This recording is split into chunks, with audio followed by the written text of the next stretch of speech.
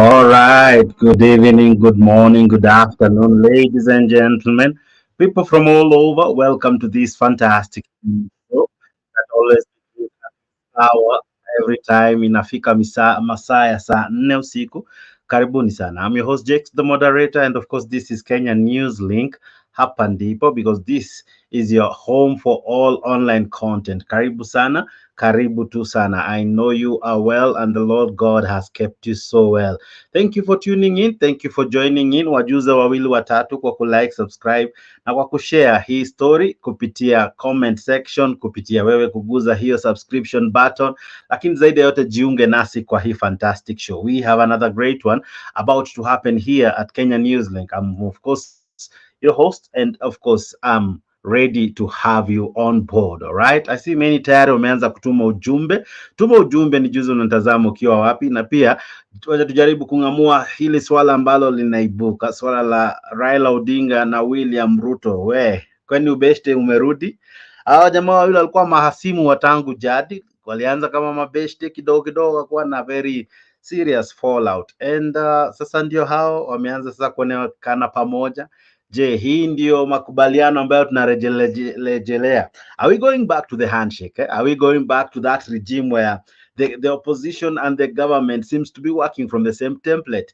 I don't know about it, but that's what we'll be discussing in this fantastic show. Make sure you subscribe to Kenya News Link and let this be your #1 show, and such content will always find you whenever you subscribe. We have so many other nice clips hapo kwa Kenya News Link. Hakikisha umesubscribe na umekuwa part of this show. Thank you so much. I see Kenneth Kirui akondani anasema Bomet, you are watching. Watu wa Bomet, habari zenyu, karibuni sana.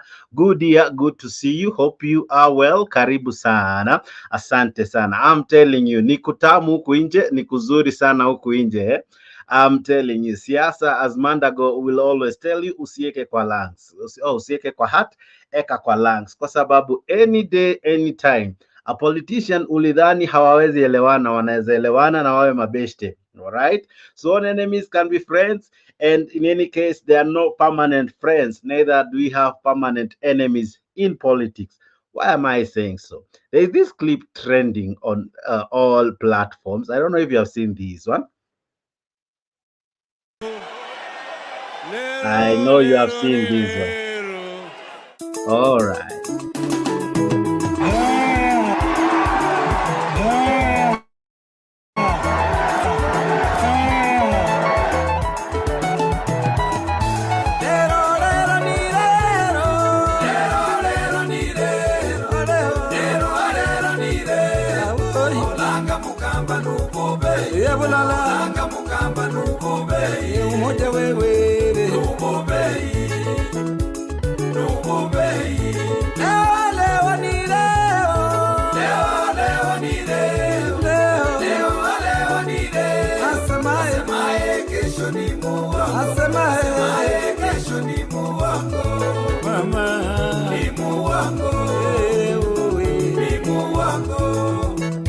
Tunasema Kenya mpya inawezekana.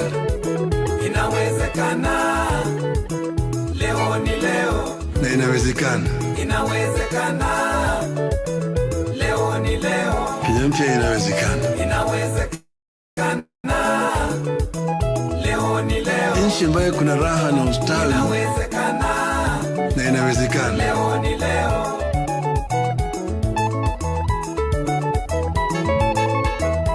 All right, they normally say a picture speaks 1,000 words, and that in a picture you can really tell a lot. You don't need to be told the story, you just need to picture and put your hands and your fingers, and 2 plus 2 will always add up. I can tell you for free, these photos zilisambaa jana kwa mtandao, jana jioni ndio tulizipokea, and I'm telling you already tongues are wagging all over. People are speculating, and in any case, speculations are far from what we are thinking now. My friends, I'm telling you, it's interesting, all right? Kenya Kwanza Azimio, what do you make of all this? What do you make of all this? This photo here, these two gentlemen, one time they were on the opposite side. One time one was Azimio, one was Kenya Kwanza. One time, one person did not agree with the results. We took to the streets. People lost their lives. We didn't ever anticipate we would see such photos. Of course, they are not. We don't mean that they are not supposed to be together. But when you see this, hey, yeah, yeah, yeah, you ask yourself, is it worth dying for these guys? But tutakuwa na show moja fiti, show moja kali ninao jamaa wanajiunga nami. But let me know what you make of all this. I'll be playing many other clips in relation to this meeting.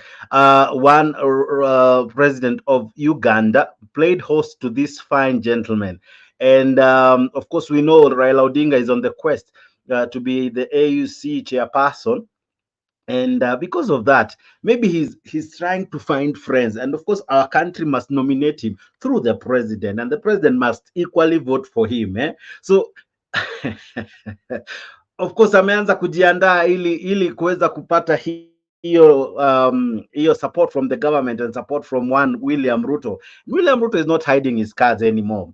He's outright there showing us that he's ready to walk the talk. He's ready to support Raila Odinga. He's ready to be with him. All right. And of course, this is making some people quite uneasy. There are guys who are feeling sad about it. There are some who are feeling angry about it. I don't know how you're feeling, but all the same, whatever your feeling is, I know somehow, this might be good for the country. It might also equally be bad for the country. Why? Many have said and have arguably agreed that Raila Odinga has brought out the finest of all arguments and as far as politics is concerned. Siasa za Kenya zimekuwa tamu whenever Raila Odinga is on the campaign trail, whenever Raila Odinga is on the podium, whenever Raila Odinga is on the ballot. But now, with his absence, what does that even mean? Because the responsibility that he now undertakes will really shape what he becomes, will really shift what he becomes. All right. So what do you make of this? What becomes of you? Those are the things we'll be looking at in this show. Sorry, we have not been in for at least 4 days, but now we are back. We had some serious challenges that we were able to tackle. Thanks to you for all the support and all the love that you showed us despite our absence. Asante tu sana. But this is Kenya News Link, and we are quite back.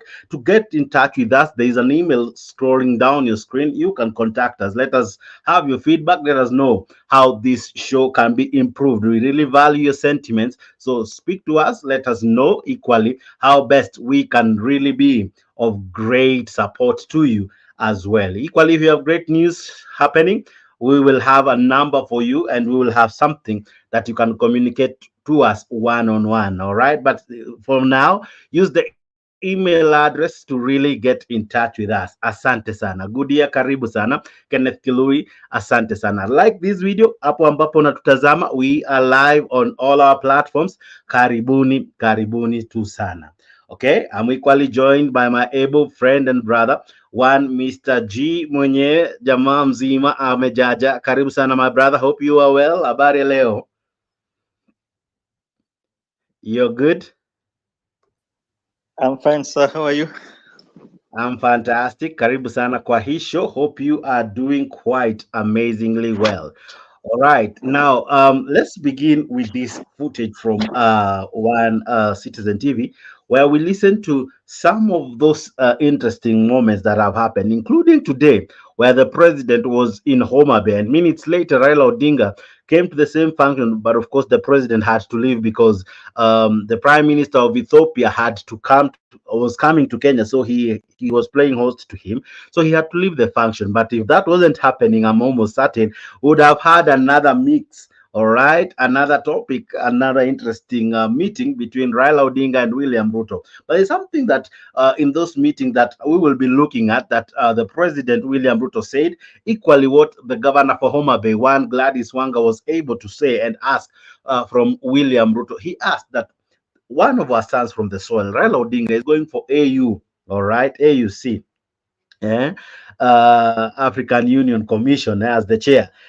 We want you to support him. We'll be looking at all those clips and all those sentiments, and even the reaction from the crowd, even the reaction from some of the MPs. We'll be looking at that. We'll be trying to make sense of what that means and what that really could signify in as far as politics is concerned. In any case, nothing really happens in politics that just may happen because of mere coincidence. Some of these things are planned, designed, and well choreographed. It's possible that all these were in Othing. I'll be playing you what one time, even before election, what Moses Kuria had said. I'll be playing you so many other things, so as you really get a picture. There are times really you don't really need to die because of these politicians, because at times at times some things they have pre-planned them.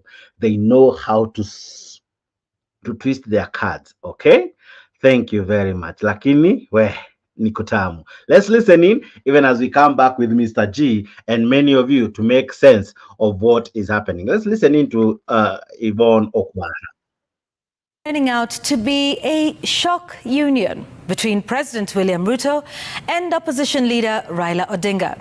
Once political friends turned bitter rivals, they appear to have rediscovered their long-lost friendship in an unprecedented deal presided over by Uganda's President Yoweri Museveni.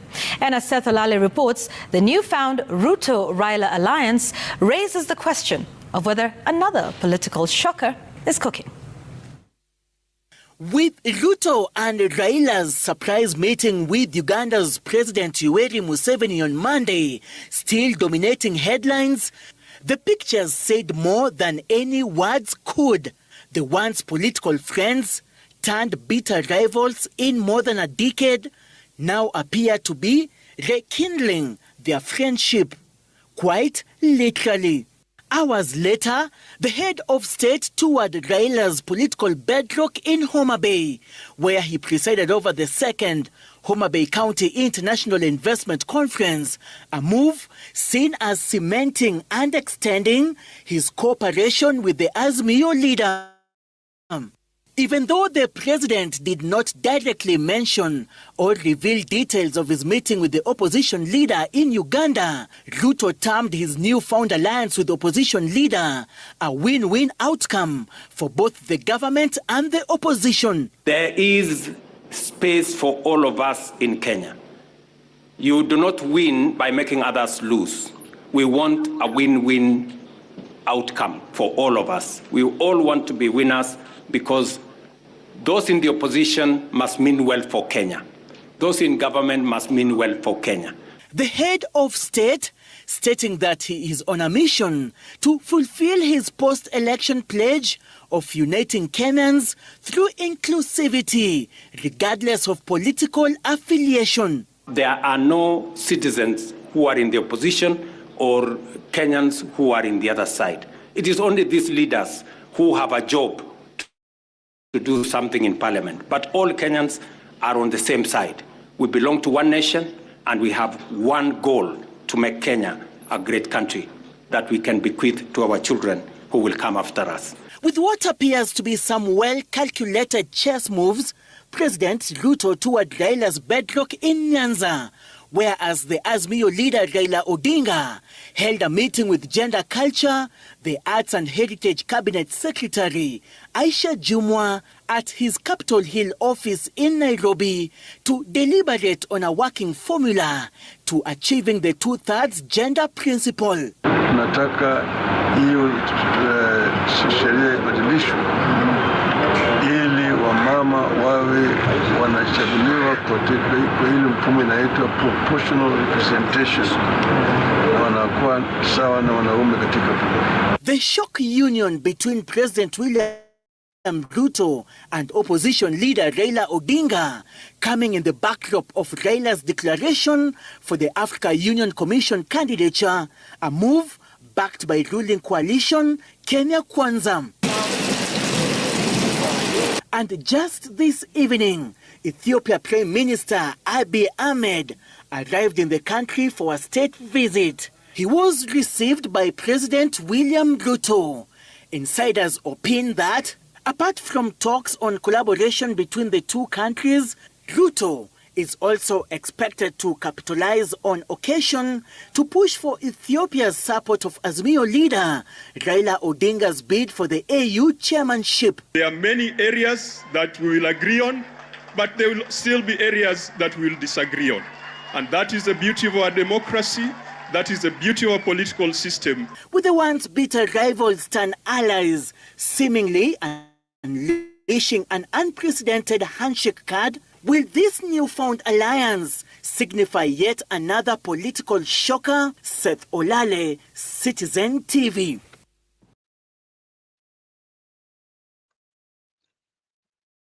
All right. So that is happening. And when the first handshake happened, it took us by surprise. Ladies and gentlemen, I don't know if you remember, we didn't anticipate it to happen. It kind of happened. Kidogo kidogo tunaona press briefing, kidogo kidogo tunaona salamu, kidogo kidogo tunaona handshake imekuwa, and then hapo hapo maisha ika change. Now here is another situation. The president William Ruto, the former Prime Minister Raila Odinga, they meet in Uganda. Okay, before after they meet, there is that rumor of Raila Odinga seeking to be an AUC chairperson. The other thing we see Mbasanjo, one time ameenda amemeet Raila Odinga, kidogo kidogo ndo hiyo ako na William Ruto. We see the former president Uhuru Kenyatta go to Museveni, go to one Yoweri Museveni, to one Mama Suluhu, and then now there's this one. Of course, kulikuwa na rumors that Uhuru was supporting Jakaya Kikwete, which it was yet to be verified. But now this is coming out. This is coming out. The Prime Minister for Ethiopia is around. All this signifying something interesting, signifying a change in as far as Raila's life is concerned, and as far as politics in Kenya is concerned. This move alone signifies a new alliance between William Ruto and one Raila Odinga. What does it even mean for Azimio? What does it even mean for ODM? Because this one is what we call the tsunami of all times. This is what will really seriously shake our politics in as far as we know it. Okay, now Mr. G, what do you make of such photos? What do you make of this? What came to your heart once you saw William Ruto and Raila Odinga, of course, with Museveni in his farmyard, with this beautiful and very honeyed are they bulls, I think, or cows? They have very long horns. What do you make of this picture alone, even before we go to the juice of all the matter? You know, okay, first of all, I will greet our guys on the comment section. I see Mr. Goodia. How are you, guy? I'm sorry, I don't know if he's a guy or he's a nini, but I'll just greet him. I don't know if he's a man or he's a guy. Yeah. Okay. On That this thing is equally very interesting. But let's go on. Yeah. Okay. Now on this issue, you know, I did not anticipate to see such a picture, because when you look at those pictures, you see that these people they are just friends. You know, for me, when I looked at them some months ago, how they used to interact, ile majibishano, ile makasiriko, you know, and then when you look at this picture, you see that there's something different, because ile makasiriko na hii picture inaonyesha kwa these people they're friends. These are people that look at them, they are just easy with each other. Hakuna ile, you know, when you are closer to somebody ambaye is your enemy, ama is somebody that you mpendani, kwa kuna that tension, and the body language also will show that there's a tension. But when you look at these pictures, you see there's no tension. These are the people who are relaxed, and people ambao unaona ni kama president ako closer to him, he's listening, he's attentive, anamsikiza vile anaongea, and the people ambao they are interacting, their friends interacting deeper things. Okay, even though we expected, when the president said that he will campaign for Baba on that chairmanship of AU, but I did not expect such things, such pictures like this one that I saw from Uganda, because you know, in Uganda, in fact, you remember he's Museveni, the first time Museveni who sent us to court on this issue of petrol, and hatujaipelekwa kotini hata siku moja with any other country, but you see Museveni alitupeleka. Kumekuwa na some disconnect between our government and the government of Uganda, and now seeing such picture, to me it was like a shock. Yeah, I was shocked. I was not expecting. But anyway, wacha nikukumbushe tu, maybe umesahau, kuna hii time Somalia walitupeleka ICC kwa sababu ya mpaka ile hapo tu home kwenyu kuko na ile mpaka huwa tunabichania ya maji, yeah, I remember. Yeah, Somalia wametupeleka ICC, lakini Uganda ndo wamekuwa the latest ones kutupeleka kotini. But that is a border, you know. the issue with land and borders, hiyo ni kitu kingine ambako critical sana. But now look at this thing ambao nani alitupeleka, hii issue ambao Uganda alitupeleka is because of how we deal with with their business. Ni kama tulikuwa tuna affect, ni kama tulikuwa tunafanya vitu ambao hawakupenda wakatupeleka. On the issue of Somalia, it was both.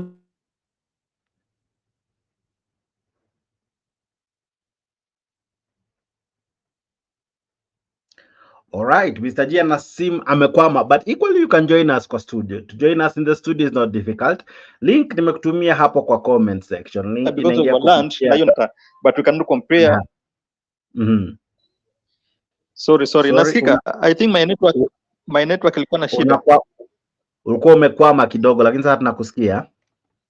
Okay, sorry. I think my network, siku hizi sijui network ina shida gani. Okay, what I was trying to say ni kuwa even though walitupeleka Somalia walitupeleka, but we cannot compare it with this one kwa sababu ya Somalia is a different issue about land, and you know how lands na behave, those cases of land. Hata hiyo ni area ambao unapata mandugu wanauana kwa sababu ya shamba, this border sio.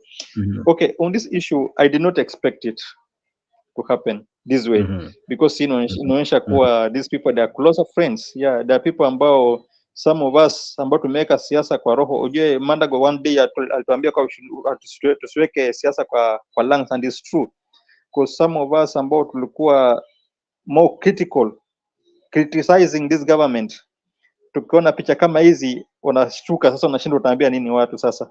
Kwa sasa hii inakuwa ni kama imekupiga blow.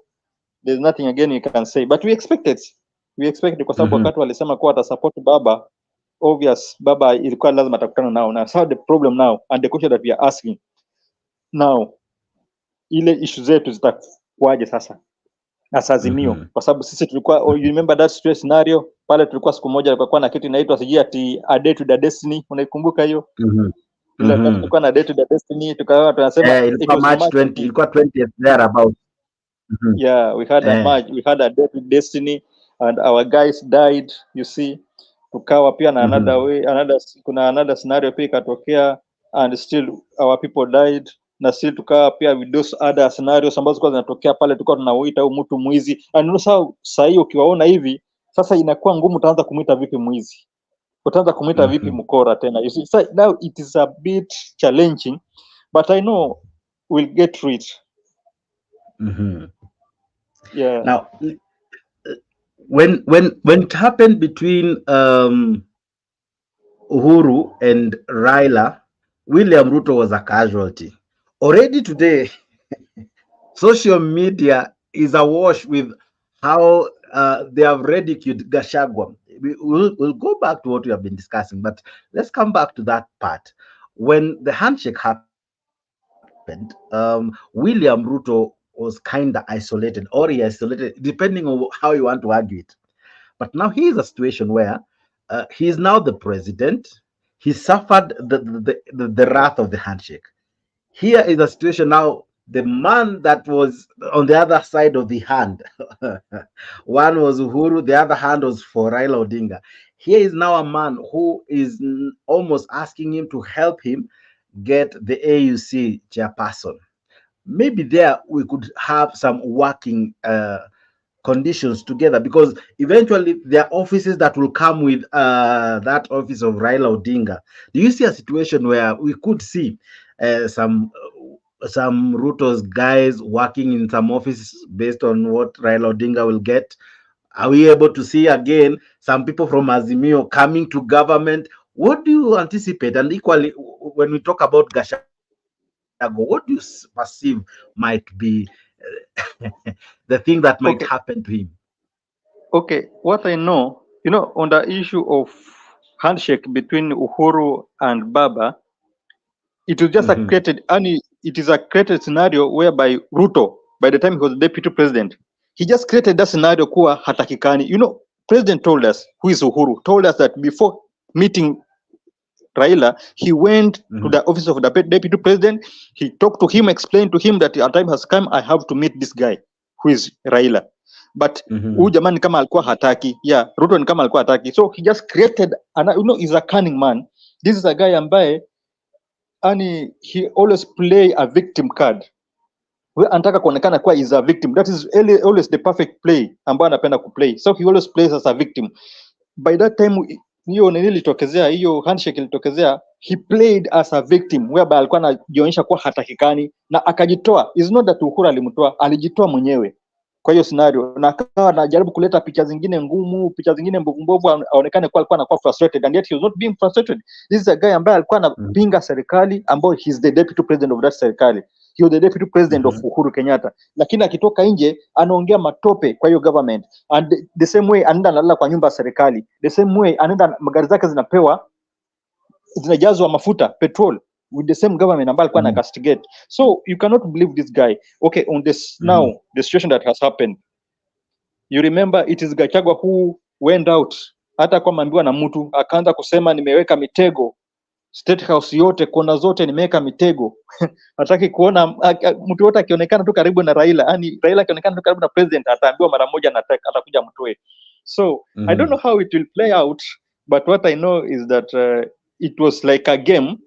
Yani it was like, unajua kuna ile hyper, is not a game. Kuna ile wakati ambao unajua ukishapata kitu unaanza kujisikia sasa uko bora. Sasa unajifanya wewe ndio boss, sasa wewe unajua kila kitu, and yet kumbe haujui anything. So he was just speaking out of the reality that was coming to happen. You see, this is a guy ambaye anaongea tu akifikia ana please watu, but he never knew that these guys they can work. You know what I have come to learn politics and kuwa, you need not to have enemies in politics. Like sisi watu wa chini, we should not be enemies. Where at any time somebody has a different opinion, inafaa tumuelewe, because these guys ambao they are politicians pale juu, they are just friends. I never knew that Raila na Ruto anaweza anza kutembea wakipiga story when walikuwa wanatembea on those pictures, wakipiga picha kila mtu ameshika rungi yake, wamekaa yani there are people ambao hawana shida yote. I remember these are the people ambao wanatukanana wakitana siji waizi waganga. Alafu another thing I wanted to tell you Mr. Jex on this issue again, in another way expose Ruto, kwa sababu do you remember way back before election there's a time ambayo alikuwa akimbia kwa gari akiwa anaambia watu kuwa baba ambaye ndio nini wetu, ndio kiongozi wetu, hana hata any credential. He doesn't have any credential. Hana mtu yoyote ambaye anaweza muonyesha kuwa wamesoma naye. Now a question comes. This is an AU chairman. This is an AU chairman whereby you have qualification, and qualification you must have a master degree. Alafu anajitokeza yeye ambaye ni Ruto, ndo anajitokeza anasema he's now supporting baba because baba qualifies that seat. Sasa sunaona the double speak. He's the one ambaye pale alikuwa na castigate baba akisema hata baba hana credential, baba hana mtoto amesoma naye. Sasa sahi he's supporting baba kwa post ambao inahitaji a master degree, and he knows that baba has it. Sasa huyu mtu alikuwa ni muongo. I see my friend, although huwa hatupatani sana kwa siasa, but I think today tutapatana. But unaona siasa vile ni interesting. One moment mko mnapigana. Today you have been unified. And it is interesting because we are the ones who really argue. But these guys somehow they eventually meet. Now, allow me to say hi to guys equally on the comment section. I see Kemani Akondani, asante sana Kim. I see you. Thank you very much. I see Danny D. Asante sana. You are equally saying that we have 51 CSS position. 25 will go to Ruto, 25 for Raila. Yeah, that will be interesting to see. Good day na karibisha Kenya Rebel na Kimani. Karibu sana comment section. Karibuni sana. Pia wewe ambao unataka kujiunga nasi kupitia comment section, tumekutumia link inakutuma moja kwa moja hadi hapa kwa studio. Unafanya nini ukifika studio? Hakikisha umeandika jina, Asha Mike, andika jina yes, Asha Mike, Asha Camera, click enter, itakuleta moja kwa moja hadi hapa. Asante sana. Okay? Watu wa Azimio, I'm sure they are really finding it difficult. Equally watu wa Kenya Kwanza, because what does it all mean? What does this all mean? What does this all mean? Because Mount Kenya wako hapo, wako kwa fix. Gachagua ndo yako hapo kwa fix, all right? All this, what does it even mean politically speaking? We have seen the speaker coming out to support Raila Odinga. We have seen some MPs from Kenya Kwanza coming out to support Raila Odinga. So I'll be playing all that, but equally we're asking ourselves really, what does this move by Raila Odinga mean to you as Mkenya? Wewe ambaye umekuwa a diehard supporter of Raila Odinga. Okay, I'll equally be playing some Luo politics kidogo too after this, but let's continue from where we are. Kenyan News Kenya News Link ndio channel, lakini tuko naye jamaa anajiita Kenya Revolutionary. Vipi kakaangu, karibu sana kwa hii channel. I'm sure hujai kuwa hapa, but karibu sana hii mtaa.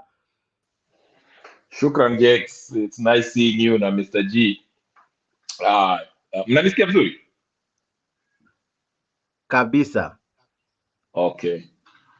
Anyway, Jex, mi nilikuwa nakujanga hapa hivi, hatukuwa nakutana kwa ile channel zingine, na nilikuwa namwambia ndugu yangu hapa Mr. G na Alex, naambia wana huyu jamaa wana huyu mzee ashakutana na Ruto rais. Alikuwa ananicharaza hapo hata kidogo aniue. Sasa ndio hiyo handshake hiyo mnaiona. So anyway, hii mambo ya kusema ati sijui Gachagua, that is to divert the attention of what is happening. So unaona ndugu yangu amekimbia. No, ameenda backstage. Okay. Endelea. Nasema hii mambo ya kusema sijui Gachagua is the casualty of what's going on. That is just to divert the attention of what's going on. It's the Azimio staunch supporters wanajaribu ku save face ati, you know, sasa utasikia wakisema ati Ruto kufanya kazi na Raila sio kitu kibaya, after all it's a good thing, it's good for the country. They started this nonsense utasema ati Gachagua actually was the bad guy, sijui nini. But in reality ni kuwa Raila, you know, he has been captured by Ruto. And wacha tungoje tuone kama atapata hiyo tikiti ya AU, maana makaratasi yake hatujui kama ni karatasi legit ama ni nini, because this might be a setup here by Ruto, because you know anaweza kupatia hiyo kitu amsupport, lakini makaratasi kama hana, basi itabidi arudi Kenya na endelee na mambo yake ya ODM na sijui mambo mengine. So we never know. Let's see. But what I can say is I just want to tell my Azimio friends, remember we told you zile maandamano mko mnaenda sijui mnavunja vitu hapo, mnataka sijui nini ati Ruto must go. Where are you now? Umewachwa kwa mataa vile tu nani vitu vile tu nani alikuwa anasema. Ngoja sana. Ngoja kidogo. Siwachokozi nasema hivi. Vile nani alikuwa anasema huyu nani Moses Kuria. Huyo mzee anakuanga opposition, lakini zile opposition ni ile opposition ya joto. Ile kuna joto.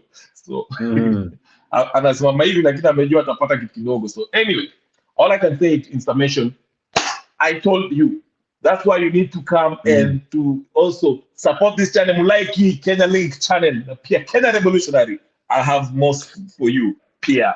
Thank you very much. Fantastic. Nakuja kwako na maswali kadhaa, lakini umetaja Moses Kuria, na hivi ndivyo Moses Kuria alisema days before elections. Sikiza hapa.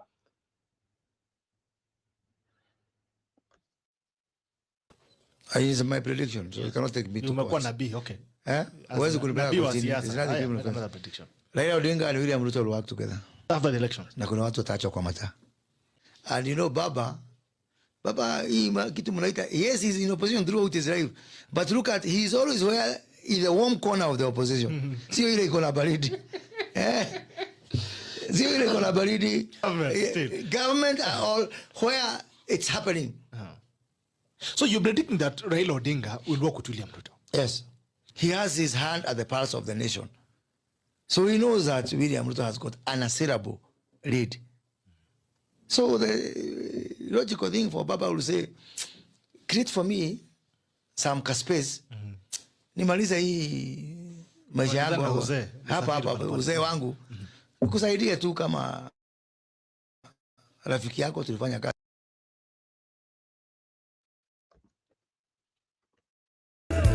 Mpya inawezekana. Inawezekana. Leo ni leo. Na inawezekana. Inawezekana. Leo ni leo. Pia mpya inawezekana. Inawezekana. Leo ni leo. Nchi ambayo kuna raha na ustawi. Now, when you think about it, Kenya Rebel, this is how it all began in 2017. Kidogo tu. And voila, Raila was close to Uhuru Kenyatta more than the voters who voted for him. There was that joke. I don't know if you guys remember that you guys stole our election, but we stole your president. Now, let me begin with Mr. G. Are we reliving that moment where we stole the elections, but now we have stolen the president? No, Jex, I didn't want to comment on that issue. No, Yeah, please do. at the moment, the scenario at the moment Yeah. is issue about the AU. Yeah, the issue is just issue about AU chairmanship, and with this seat, you have to be supported by the sitting president of the same country that you are in. Yes. Now, in our current situation, he has to be supported by Ruto. You see, Ruto being the president, he's the we have some Azimio people like me, not like me, because for me, I know he's the president. We have some other guys who are Azimio, but they always say that we don't have a president. Ruto is not the president, which is just a fallacy. You cannot say that you don't have a president and yet we have a president. Hata kama alitumia another means akapata that president, he's the president of Kenya. Wherever place he goes in other countries where he sits, Raila will not sit there because he's the president of the country. So in this situation, he has to be supported by the president, ambao is Ruto. You see, sasa I didn't want to comment on that situation kwa sababu ya this issue of AU, and I told you that at the moment we are in a fix kwa sababu with this issue, this is a guy ambaye tulikuwa tunamuita mtu muongo. You see, this is a guy ambaye tunamuita mwizi. Ruto is a person ambaye tunamuita Arp Mashamba, mtu mwizi, but now we are crying to him atusaidie kupata vote. You see how the thing is tricky. The guy ambaye tunasema ni mwizi, sasa tunamlilia, tunamwambia. And remember, he's the same guy about to even to debate. You remember the time we called him before election? Tunasema unafaa wawe na debate between him and Raila. Raila akasema hizi debate na mtu mwizi. And now he's the same person ambaye anasema aende amsaidie ku campaign. You see how this thing is fixing us. And tunajipata kwa area ambayo hata tunashindwa kuongea nini tena. You see. So I didn't want to comment on that thing, but I think wacha kwanza kidogo. Yeah. Mr. G, I really feel you. I feel you, my brother. I really do. Yes.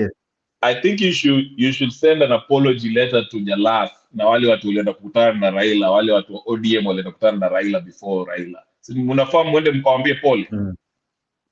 No, we cannot send an apology. Those are hypocrites. Those are hypocrites. There's a difference between a hypocrite, somebody like the washman. Huyo mtu anatembea kama bata. That is a hypocrite. Mtu ambaye amekusaidia mpaka umepata votes, alafu unakuja unamwaibisha. We cannot apologize for that. Maybe ungesema no, there's nothing but all right, guys, let's come back to the conversation. Let's come back to the conversation. But we are having a great time here at Kenya Newsleak. Consider subscribing to this fantastic channel. Tuko nazo vitu burudani fiti hapo kwa hiyo channel. Kindly subscribe and let us grow together. We are barely new and we are doing great things despite our young age. But thank you so much for the love, for the support that we have received immensely from all of you. You guys are just but amazing. Hapa ndipo mnapata vitu kali, vitu fiti, show na mambo funny kama haya. Karibu sana.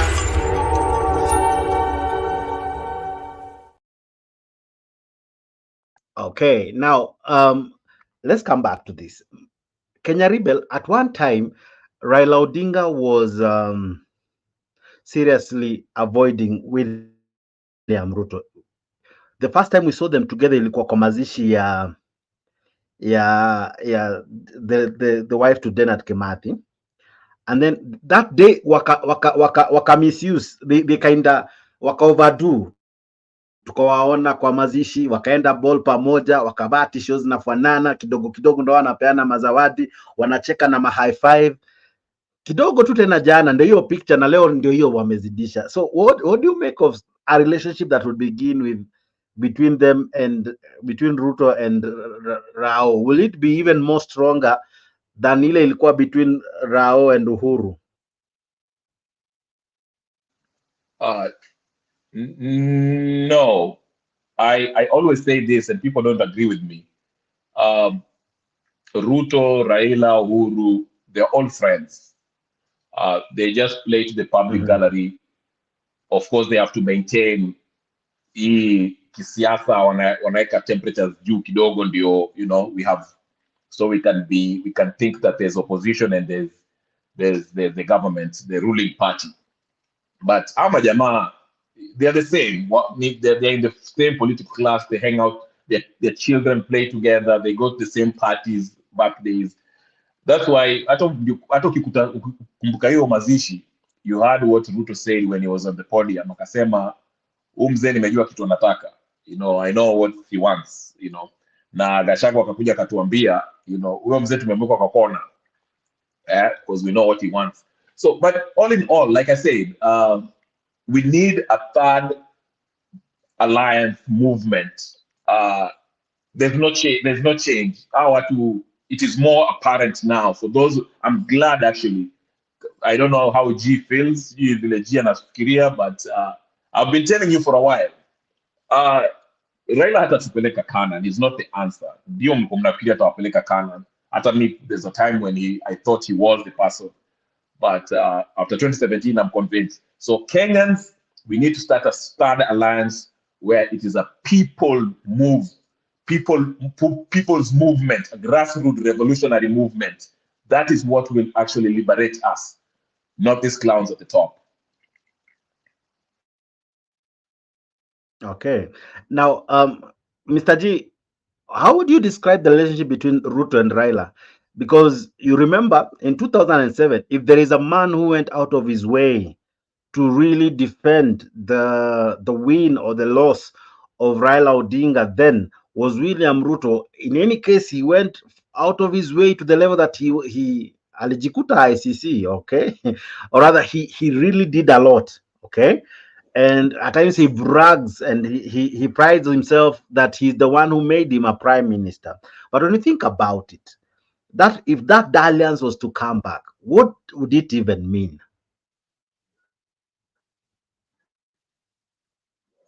Okay, you know, Mr. Jakes, first of all, these are friends. These are people that have worked together. They know, these are the people that they have worked together and they know each other very well. Kumbuka, the only thing that brought in this fracas between Ruto and Raila, it was about the chama. You know, when Dani came to ODM, when Ruto came to ODM, that is when he started to plan this issue of co-president. And I think I talked about it some days ago on this issue whereby I say that Ruto alianza kujipanga 07 kule 06 akijipanga kuwa president, akaanza kuleta kina Chebukati inside ODM. But Baba was not really careful to know the plan that was coming to happen. He didn't know why Chebukati was being brought to his chama. Yeye alifikiria tu ni mtu ameletwa kwa mazuri. But this guy had a plan. And he planned way back since 2006. 0607, yeah. So what I'm trying to say, Nukua, the relationship can be strong because the only thing that brought the fracas wakakosana, it is that when they were together in ODM, Nani alikuwa ameanza kupanga, he was almost taking over the ODM from Baba Ruto. Kulikuwa na those allegation kuwa he was taking the ODM from Baba. Now that is what brought this hizo macracks mpaka wakaanza kukosana. There's no other thing. Ilikuwa tu ni hiyo mambo ambao walikuwa nasema kuwa he was planning to take over the ODM na kukaanzia hapo ndo shida ikaanza kutokezea. But what I'm saying kuwa this guy, in case they unite, it can be more stronger than how it used to be with the Ruto, because ni watu ambao wamekaa pamoja, ni watu wamefanya kazi pamoja, wanaelewana vizuri sana. Hata Venerable amesema, unakumbuka akiwa kwa matanga pale, he said that I know Baba very well.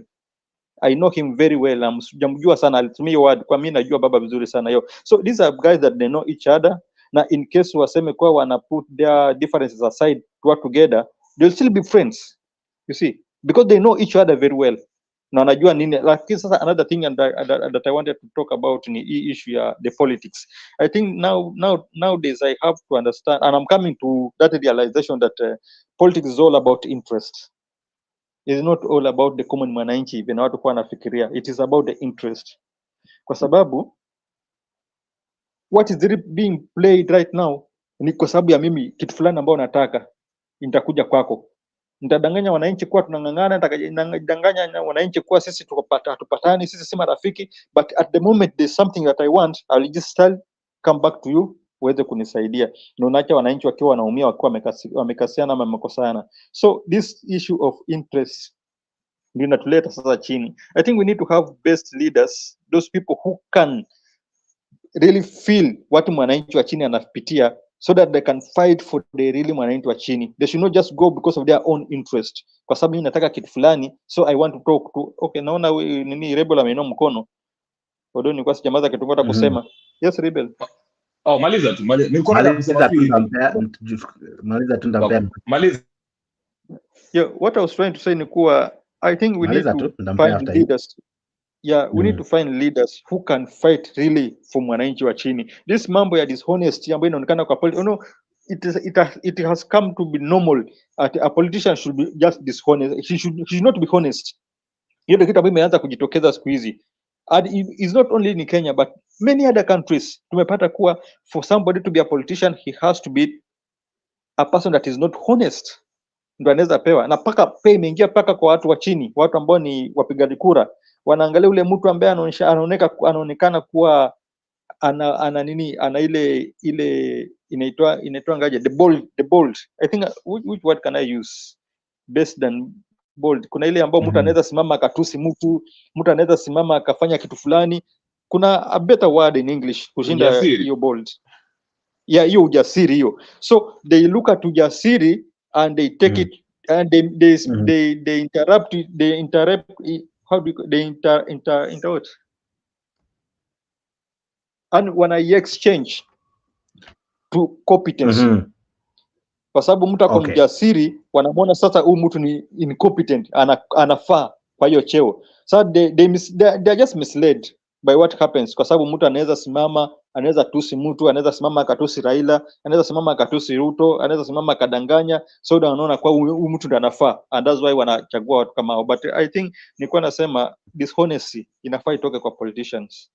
We need to find people ambao watakuwa honest, yeah, with the people. Watakuwa honest na vitu ambao wanasema. If they are coming to change something in the nation, they are honest as politicians to stand on the ground na fight for what they believe in. Hii mambo ya interest inafaa itoke kwa sababu ni mislead. Now, when Mr. Jiven, as you come in because you had raised your hand, there is this other element that we need to look at. During the campaigns, one of the things that they were really saying they are fighting is the politic of deceit. You know, siasas are deceit, where during the campaigns someone anajifanya haezielewana na fulani kidogo kidogo, once the elections are over, a whole new arrangements happen, because one of the reasons NASA died is because they felt walikuwa shortchanged after the handshake.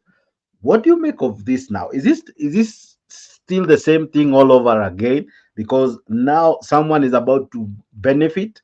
What happens to the likes of Jeremiah Kioni, the likes of Kalonzo Musyoka, the likes of Martha Karua? What happens to all these guys? As much as they are supporting Raila Odinga to go for the chairmanship, what happens to Azimio? What happens to Kenya Kwanza, who said they are now taking Raila Odinga to Bondo? All right, that's what they were. That was the clarion call. What happens now, in as far as you are looking at all this, because there will be some shifting taking place. Yes, Jakes, you have to remember that hiyo deal haikuisha tu na AU, Raila kupata AU. Number one, Raila hasn't gotten the AU yet, but if he gets it, and I think he'll get it, even though I think ana makaratasi, but that's another story for another day. The deal also was to bring some of these Azimio people. They're still working on that NADCO stuff. I don't know if you are talking about it in the parliament today or this week sometime. They want to implement this NADCO, which is already not legal, okay? Ndio maana uliona kwa headline, I think it was Standard or one of the rags that was saying that, yes, hawa wakina Wandai na sijui nini, they shall be accommodated in the next government. Because remember, they want to change the constitution so hawa watu wapate cheo, okay, to accommodate everyone. Ulisikia nani Ruto akisema leo huko sijui Homa Bay akisema ati everyone should be a win-win situation. Win-win for who? Only hawa wanasiasa ndio wana win. Azimio na Kenya Kwanza. Not win for ninio, for the common mwananchi. That's why I'm saying this to Nani, even though we are ndugu yangu G and the Azimio folks are now upset. I think this is a golden opportunity. I want to say this. It is a golden opportunity for Kenyans, okay, to start a grassroots revolutionary movement that will remove all these politicians. Saizi kila mtu ameona sasa our politician, they care vile G amesema, they care about their own selfish interest yao wenyewe. Ukiangalia Iala ni watoto wao and their relatives who are in that ninio.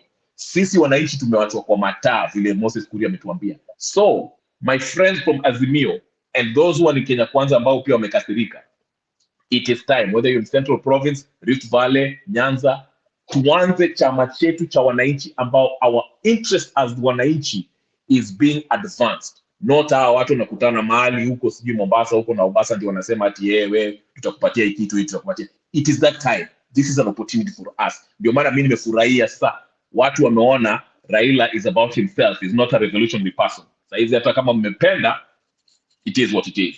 Ruto tumejua is his own selfish. But anyway, that's all I want to say. Now, Mr. G, when you look at this, one moment when William Ruto played victim, he almost made us believe that Raila Odinga is a very bad person. These were his words. Huyu mtu anajulikana kwa kuharibu. Aliingia sijui wapi akaharibu. Ataingia serikali ya fulani ataharibu. Ameingia Jubilee ataharibu. That was his messaging then. What happens now? Because if that is anything to go with what he said then, do we anticipate kama what he said is true, this will cause a serious damage both either in Azimio or in Kenya Kwanza, but either way kutakuwa na kakitu kataharibika? Do you believe such notions? No, Jex, Ruto has never been truthful. He has never been truthful. He's a cunning man. And you say that he almost, don't use that word almost. It was not about almost. He made a number of people, a large number of people to believe. Yeah, he made, in fact, look at Central Kenya. Those people, in fact, they believe that Baba is the person ambaye hafai. You look at, do you listen to what Nini alikuwa anasema, Gachagua alikuwa anasema? Gachagua alikuwa anasema kuwa alikuja kwa government, akachukua pesa yote ambayo ilikuwa Central, ilikuwa inafanya miradi za Central, ikapelekwa Nyanza. You remember those statements ambazo zilikuwa zinafanywa? So the guy ambaye ni Ruto, he choreographed that word ya propaganda na kaitumia vizuri mpaka Baba akaonekana kuwa he's the person ambaye ameleta shida yote. And sometimes Baba sijui kwa nini kwa haoni hizi vitu. Baba was not in that government. Baba was just a friend in that government. It's not that he was being paid. The government was for Ruto and Uhuru. Yeah. Uhuru was the president, Ruto was the deputy president. Baba was just a friend. But now they painted him as a person ambaye alikuwa sasa in that government, is as if he was getting money, he was just being paid, and yet he was not being paid. He was just a friend. What I'm trying to say ni kuwa Ruto managed, it was not almost, but he managed to lie to a larger group of people to believe that Baba was the wrong person, and yet Baba was not the wrong person. But I was saying that kwa nini Baba huwa hataki kusoma, kwa sababu you see what happened wakati alisema hivyo, laana yote ilikuja asi laana, makosa yote ambayo ilikuwa ya Jubilee government iliwekwa kwa mgongo ya Baba. You see. Okay. Yeah, I wanted to use that. I pronounce a word ambao sikutaka kutumia, si laana, ilikuwa ni that bad image. Makosa na dhambi zote za Jubilee. Yeah, dhambi zote za Jubilee zilibebwa zote zilikuwa kwa mgongo ya Baba. Kwa sababu gani? Kwa sababu Baba alikuja kwa handshake na Ruto na Uhuru. You see. Sasa watu wakasema kuwa Baba ndio ameleta hii makisani yote. That's why unapata hata wakati hao wamechukua, wakati Uhuru na wakati Ruto na Gachagua wamechukua government, ni Gachagua ametoka akasema mimi nimeweka mitego zangu kwa kila kona. Sitaki kuona mtu yote akisongea, sitaki kuona Raila akisongea karibu, kwa sababu Raila ameharibu government sijia nani, ameenda karibu government ya nani, amekuja karibu government ya Uhuru. Sasa hataki akuje aingie kwa hii government pia haribu na maharibu hizo government zingine. Those are words ambao Gachagua kwa anatumia, and yet just propaganda. Even though Gachagua ni mtu ambaye hajielewi, hata hajui anaongea nini. He doesn't know what he's talking about. Ni ile tu mdomo mingi. He's a person who is a loose mouth, but he doesn't know what he's talking about. Baba has never been such a person ambao Gachagua kwa anaongea. Now, at one point, we had these people saying, as you rightfully said, they cannot sit and even debate with William Ruto. The biggest question is, what has changed?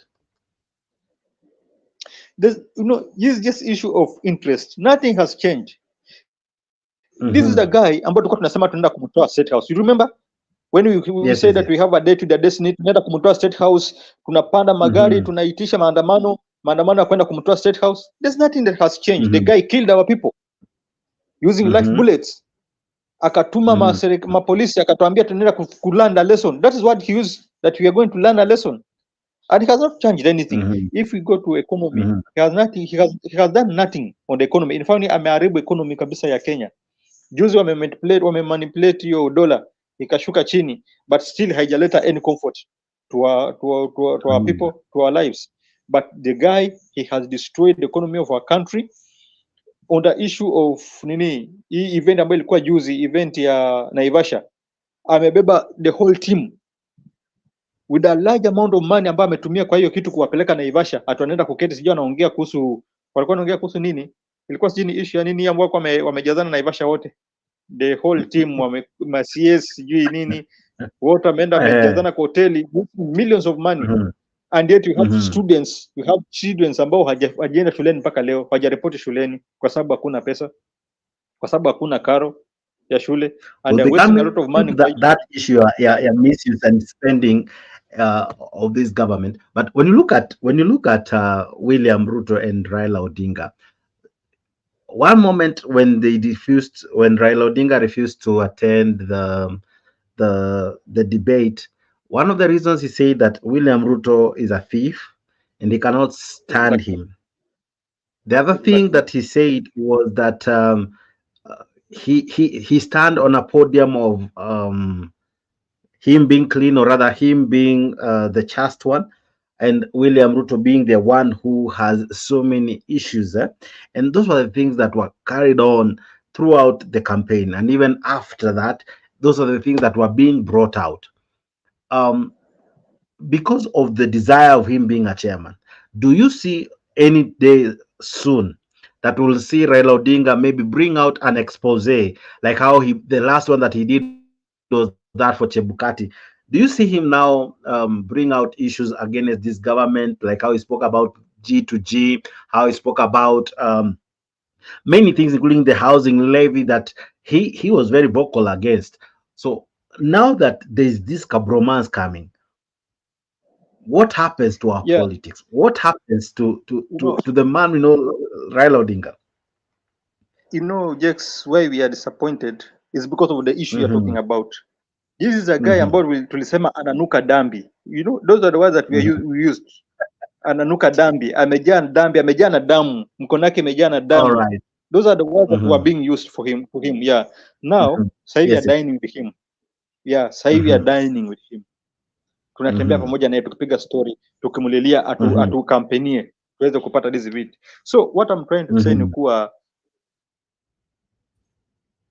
that expose that he used to expose, it will not happen. That's why we are discouraged. Unaona, we are discouraged because now imefika wakati ambao he has now to be a good person to this president. Ndio president endelea kumkampenia kule. He has to be a good person. You cannot campaign for me wakati na kupiga marungu huku nyumbani. No, you'll not. So I have to be good to you so that you can sell me outside the country. Sasa sasa tumebaki mahali ambapo we are really disappointed because now we are going to trust a man ambaye tulikuwa tunasema amejaa na damu kwa mkono, mtu ambaye alikuwa ananuka dambi. Sasa we are going to respect that guy, you see. Yani inakuwa ni a challenge. That's why I said we are now in a fixed. Kwa sababu tutaona hizo expose hazitakuwa. Expose zitakuwa tu wakati ambao maybe ameenda amekosa hiyo kiti. You see. Kwa sababu kumbuka akikosa hiyo kiti atatusiwa. We are in a very big mess. We are mix, not mess, is a mix. Kwa sababu akipata tutaambiwa kwa ni huyu amempatia, tutaambiwa kwa ni Uhuru, ni Ruto amempatia hiyo kiti. Kwa sababu anapenda kujipiga kifua kwa sana. You remember wakati wa Uhuru. He told us that yenda alimpatia kiti. Although it's true, yenda alifanya mpaka Uhuru akapata kiti. Akatuambia pia yenda alifanya mpaka baba akapata the prime minister seat. Although we saw he fight wakati alikuwa na baba, he really fought hiyo time. Akafought, akapigana sana, akakaa karibu siku 2 siku 3 hajaoga. So now this is the scenario whereby aliketi karibu siku 2 alikuwa hajaoga akipigania baba. Alikuwa always in Bomas, he was in Bomas fighting. Alafu sasa sahi it's a scenario whereby Baba akishinda atajipiga kifua, mimi ndio nimempatia. Baba akianguka atatupiga marungu akituambia tumelaaniwa, hatuwezi pata kiti yoyote. You see, and we are really in a very big fix. Ambao sijui tutafanyaje, but anyway, wacha Mungu mwenyewe ataamua. But the expose side haitafanyika. Because he cannot expose this government right sahi akitaka asaidiwe na the same government, you see. Itakuwa ngumu sana expose this government, yeah. So we are doomed already, because if this government is anything to go by, there's a lot happening that if no one talks about them, Basi will be suffering in silence, because there's a lot, include from sugar scandals, from cancer scandals to G scandals, any scandals ziko hapo mpaka unafika Djibouti. There's this issue ya excessive borrowing, misuse of public funds. Msichana buy curtains at 10 million. We'll be talking about that just now. But ladies and gentlemen, maybe you're asking us, what are we talking about? Let's listen into this footage I'm replaying again, and then we will continue with the discussion here in studio. But to join us in studio, kupitia link ambao umetumiwa hapo kwa comment section na Kenya News link, na pia kwa Mtembei TV, hakikisha hizo ndio link unaingia nazo kwa show. Ukiguza tu hivi inakupeleka place inaitwa StreamYard. Ukiingia StreamYard, itaji of course upload, utaasha mic, utawasha camera, andika jina, alafu unajikuta uko moja kwa moja kwa hii show. But let's listen into this even as we come back with this great conversation. With what is turning out to be a shock union between President William Ruto and opposition leader Raila Odinga. Once political friends turned bitter rivals, they appear to have rediscovered their long-lost friendship in an unprecedented deal presided over by Uganda's President Yoweri Museveni. And as Seth Olale reports, the newfound Ruto-Raila alliance raises the question of whether another political shocker is cooking. With Ruto and Raila's surprise meeting with Uganda's President Yoweri Museveni on Monday still dominating headlines, the pictures said more than any words could. The once political friends turned bitter rivals in more than a decade now appear to be rekindling their friendship, quite literally. Hours later, the head of state toured Raila's political bedrock in Homa Bay, where he presided over the second Homa Bay County International Investment Conference, a move seen as cementing and extending his cooperation with the Azimio leader. Even though the president did not directly mention or reveal details of his meeting with the opposition leader in Uganda, Ruto termed his newfound alliance with opposition leader a win-win outcome for both the government and the opposition. There is space for all of us in Kenya. You do not win by making others lose. We want a win-win outcome for all of us. We all want to be winners, because those in the opposition must mean well for Kenya. Those in government must mean well for Kenya. The head of state stating that he is on a mission to fulfill his post-election pledge of uniting Kenyans through inclusivity, regardless of political affiliation. There are no citizens who are in the opposition or Kenyans who are in the other side. It is only these leaders who have a job to do something in parliament. But all Kenyans are on the same side. We belong to one nation, and we have one goal: to make Kenya a great country that we can bequeath to our children who will come after us. With what appears to be some well-calculated chess moves, President Ruto toured Raila's bedrock in Nyanza, whereas the Azimio leader Raila Odinga held a meeting with Gender Culture, the Arts and Heritage Cabinet Secretary Aisha Jumwa at his Capitol Hill office in Nairobi to deliberate on a working formula to achieving the two-thirds gender principle. Nataka hiyo sheria ibadilishwe ili wamama wawe wanachaguliwa kwa ile mfumo inaitwa proportional representation. wanakuwa sawa na wanaume katika pua. The shock union between President William Ruto and opposition leader Raila Odinga coming in the backdrop of Raila's declaration for the Africa Union Commission candidature, a move backed by ruling coalition Kenya Kwanza. And just this evening, Ethiopia Prime Minister Abiy Ahmed arrived in the country for a state visit. He was received by President William Ruto. Insiders opine that, apart from talks on collaboration between the two countries, Ruto is also expected to capitalize on occasion to push for Ethiopia's support of Azimio leader Raila Odinga's bid for the AU chairmanship. There are many areas that we will agree on, but there will still be areas that we will disagree on. And that is the beauty of our democracy. That is the beauty of our political system. With the once bitter rivals turn allies, seemingly unleashing an unprecedented handshake card, will this newfound alliance signify yet another political shocker? Seth Olale, Citizen.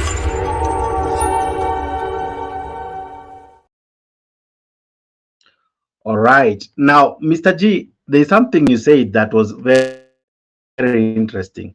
That at one point, Akina Gachagua complained that after the handshake, development went to Nyanza region, and those who were perceived to be the stronghold of both Uhuru and Ruto never really benefited from the government they termed their own. Already we are seeing the first place that William Ruto went after being sworn in to launch some of the great projects was in Homa Bay. And there we saw leaders welcoming him in a very nice way. We even saw one lawyer, one governor for Siaya, James Orengo, really praised the president then, okay? And that has continued up to today. Do you see this as another ploy by can we call it a ploy? But can we say that somehow Kenya Kwanza, they should be worried again?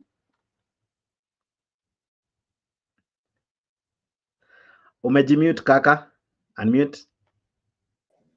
Sorry. You know, it's not about being worried. You know what happened, Mr. Jax? The guy who is Ruto used propaganda to get votes. He used propaganda and he was able to win the Central Kenya. In fact, Central Kenya, unajua, as much as tulipata vote, tulipata some votes huko, but a number of people voted for Ruto. Hakutaka kabisa story ya Raila na hakutaka kabisa story ya Uhuru. Uhuru is their own, lakini hawakutaka kumsikia. Why? Because of the propaganda that were being used by this president about his Ruto. Now what happened? He knew that he has used propaganda na watu watamkuja kumwepa. The Central Kenya watamwepa. That is something that he knew. So what he's trying to do, he's trying to counter by going to Nyanza and Western Kenya, so that anaweza shika mioyo za watu wa Nyanza na watu wa Western Kenya when it comes to 2027, kwa sababu najua Central Kenya itakuwa imemwacha. At the moment tayari sha lose grips in Central Kenya. Watu wengi sana wataki kusikia story yake, amepoteza sana kule Central Kenya. So he wanted to play a game whereby he can take na aweze to win these hearts of people from Western Kenya and from Nyanza. And to win people from Nyanza, he's now using another propaganda that he's the one ambaye anapatia baba kazi. You see? Sasa that word anapatia baba kazi, AU chairmanship. Sasa most of Wajaluo from Nyanza watasema na huyu mtu anapenda mtu wetu, huyu mtu anapenda baba wetu, so we can stand with him. You see? So he's trying to play that is just a trick. He's trying to play the games so that ikifika 2027 wakati Central Kenya, because I am sure Central Kenya wataweza kusimamisha mtu wao. Sidhani kama watasimama na Uhuru na Ruto tena vinalisimama na yeye 2022. Either watasimama na mtu wao wasimamishe mtu, ama kama watakuja kwa Azimio, although siko sure kama watakuja wote kwa Azimio, but anything can happen in politics. You know, in politics hatuwezi nini tu tuwezi tu ikata, anything can happen. But in case they come to Azimio, lazima watakuwa na cry ya kutaka mtu wao pia akue pale. You see? So pale tayari Uhuru shall lose that grip in Central Kenya. So he has to take Western, and he also has to win mioyo za watu wa Nyanza. And that's why he's playing these tricks again. Now, already there seems to be some fallouts. We have almost a clear demarcation where we have guys who are already supporting the call for Raila Odinga to be the AUC chairperson.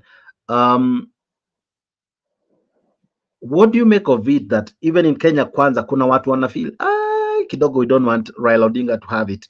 Kwa Azimio ni venye maybe many wouldn't want to speak about it. What do you make of it? Okay, on the side of Azimio, many will not want to speak on it kwa sababu Baba is the ODM. You know that chama ODM. ODM is Baba and Azimio is Baba. So most of these guys from Azimio and ODM, they will not wish to speak about this thing because they know that when Baba comes out of the politics of Kenya, they will lose. And that is a fact. Most of these politicians, wakati Baba atajitoa, because at any time ataweza kuchukua hiyo seat, inamaanisha kuwa he will not be allowed kuparticipate kwa mambo ya siasa ambayo itakuwa hapa. In fact itabidi aende ishi kule ni Ethiopia. Atapewa ofisi yake huko, akae kule kabisa, atakuwa anatembea huko mara siku moja kwa mwezi ama mara mbili, alafu tena anarudi kule. So hata kuwa fully akiparticipate kwa politics. What am I saying? The politics ambayo ita happen as ODM, in fact ODM inaweza sambaratika. Kwa sababu ODM is Baba. Okay. Another thing I'm trying to say ni kuwa Azimio itasambaratika kwa sababu Azimio ni Baba. Now let me go back to what you talked about, the issue of Central Kenya, the issue of KK government supporting Baba. KK, they're not supporting Baba in a good motive. Watu all of them, they're just propagandists, and watu ambao they're doing it kwa sababu wanajua Baba akitoka kwa senior politics itakuwa walk over for them. Ruto atachukua tena. Uje watu, they believe that Baba is the problem in Kenya. These people from KK, from Kenya Kwanza, they believe that Baba is the problem. So they are doing this kumtoa nje. That's why unaona wakiongea, it is as if they are mocking him. Hawaongei from genuine, and it's not genuine. They are talking in a way that, in fact, they are just mocking Baba. Si atu wanaongea in a genuine way. Yeah, they are doing it kwa sababu wanajua Baba akishatoka kwa hii scene, kitu ya kwanza ambao anasema hawatakuwa na maandamano. And those are things ambazo ziko kwa media wanaongea. Wakisema Baba akitoka hatutakuwa na maandamano, Baba akitoka hatutakuwa na mtu wa kusema tumeibiwa. And those are the words they are using, ambao ni hao watu ambao ni KK, alafu wanasema wana support Baba. They are not supporting Baba. They are just mocking Baba. Yeah. Kwa sababu even if they do, si ati hata wakisema tu wana support Baba, sija tu wanasema watatumia mechanism siji nini na nini. There's nothing they will do. MC hakuna kitu atafanya mpaka Baba apate hiyo kiti. MP, senator, hakuna kitu atafanya. The only person ambaye anamata pale ni president, kwa sababu president has to vote. You see? Na hii si mambo ya Kenya peke yake ya. So hao watu waache kutudanganya. It's just a mockery. Now there's something that equally that you have equally mentioned that will be an interesting thing to see. What happens to ODM? Because as you have said, Baba has always been ODM.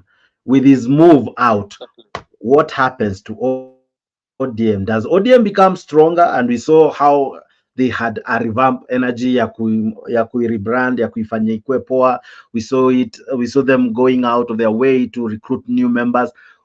With that, with him walking out, or rather, na wanasema in fact wana encourage Ethiopia si mbali, Addis Ababa ni hapa tu, ni hapa tu chini. All right, hiyo ni kujitia moyo.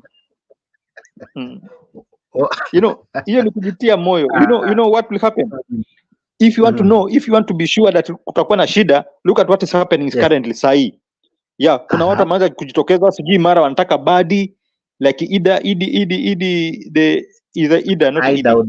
wife, Ida Odinga, the wife to Raila, anasema wapatie badi. You see, other people will rise, watasimama waseme no, badi hafai, tunataka mtu wetu. So I think if at all Baba atapata that chairmanship seat ya AU, he need to be very careful when ata handle this issue, kwa sababu he is the ODM. Baba is the ODM, naenda anafanya ODM imesimama pale as a strong the way it is. So sija atatumia mbinu gani? Yes. But he need to be ibaki kuwa strong when ilikuwa. Kwa sababu akisema hata anaitoka sahi anaacha, naona ikisambaratika. Itasambaratika tu kama tu Azimio. The team yote itasambaratika. Wataachana wote, kila mtu ataenda kivyake. Now, gazeti ya jana, and we were to look at this in the morning, we'll look at it again tomorrow morning. Wanasema hivi ya kwamba, and I'm glad you have brought that issue. This is where we have a tug of war in the family of Raila Odinga. This is what Daily Nation was bringing out, that one Mr. Oburu Odinga, the Siaya senator, and the spouse of Raila Odinga have differed on who should really become the successor therein of Raila Odinga in the event now that he wins a position in AUC.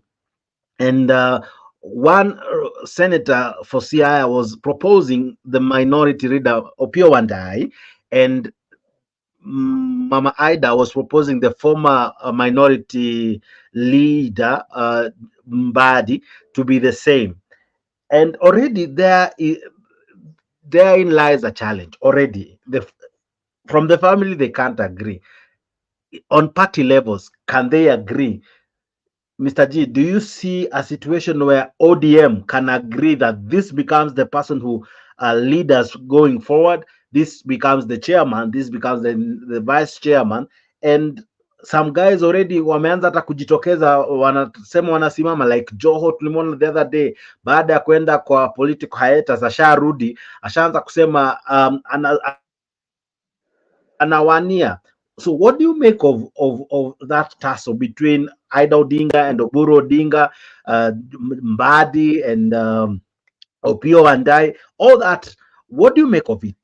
Can ODM survive this storm? Because it is the only party that has really outlived itself from 2005 to now. Can it really overcome the challenge of Raila leaving? For ODM to survive, Baba need to be very careful with the way he'll handle the team. Kwa sababu, remember we have a group ambayo inasema kuwa nani can be the best leader, ambaye ni Oparanya, the former governor of Kakamega, can be the best leader. And another group says is that Babu Owino. Some other group inasema is that Babu Owino takes over because he is a good person, ambaye anaweza chukua from Baba. And is this other guys ambao anakuja kina sasa Wandai and pia kina Badi.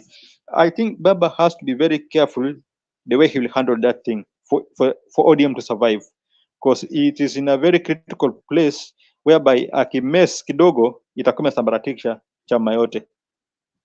Bado hakuna ile umoja kabisa pale. Without Baba hakuna umoja pale, kwa sababu you see like somebody like Joho amekuwa absent all those days, all those months. Sasa anajitokezea anasema pia nataka kusimama kama president, na akisimama anasimama na ODM, you see.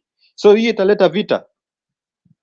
Sasa we need Baba to handle this thing very carefully. Asipocheza nayo vizuri ataipata imeanguka, imepotea. Hata akisema sijui anasema kuwa Ethiopia ni karibu, no, Baba hata husika na hiyo. Baba will be out of this thing. Baba atakuwa away, and you know, for somebody to rule ama for somebody to make a decision, anafaa awe in that area, you know, just like a region where when a ruler anataka kurule a region fulani, kama aizi ishi kwa hiyo region, hata jua the consequences ambazo zina happen pale, hata jua vitu ambazo watu wanapitia, the troubles ambazo zina happen pale, hata jua. But for him to be around, he will spot where the problem is, ataona mapema where the problem is, na ataweza kufix before things goes beyond ile point ambayo inaweza kuwa fixed. Lakini sasa yeye atakuwa mbali, akiwa mbali hatakuwa able kujua how the team is doing, how the ODM is doing, how the Azimio is doing. And when the problem rises ama the challenges zinaanza kurise, itakuwa ngumu for them to fix, kwa sababu atakuwa hajui ni nini anafaa guze. Itabidi aite mtu akuja mwambie kwa kitu fulani ndio ina shida, kitu fulani ndio ina shida, ndio wakae waanze kuongea, ambayo haitakuwa rahisi. One of the things that will become a challenge.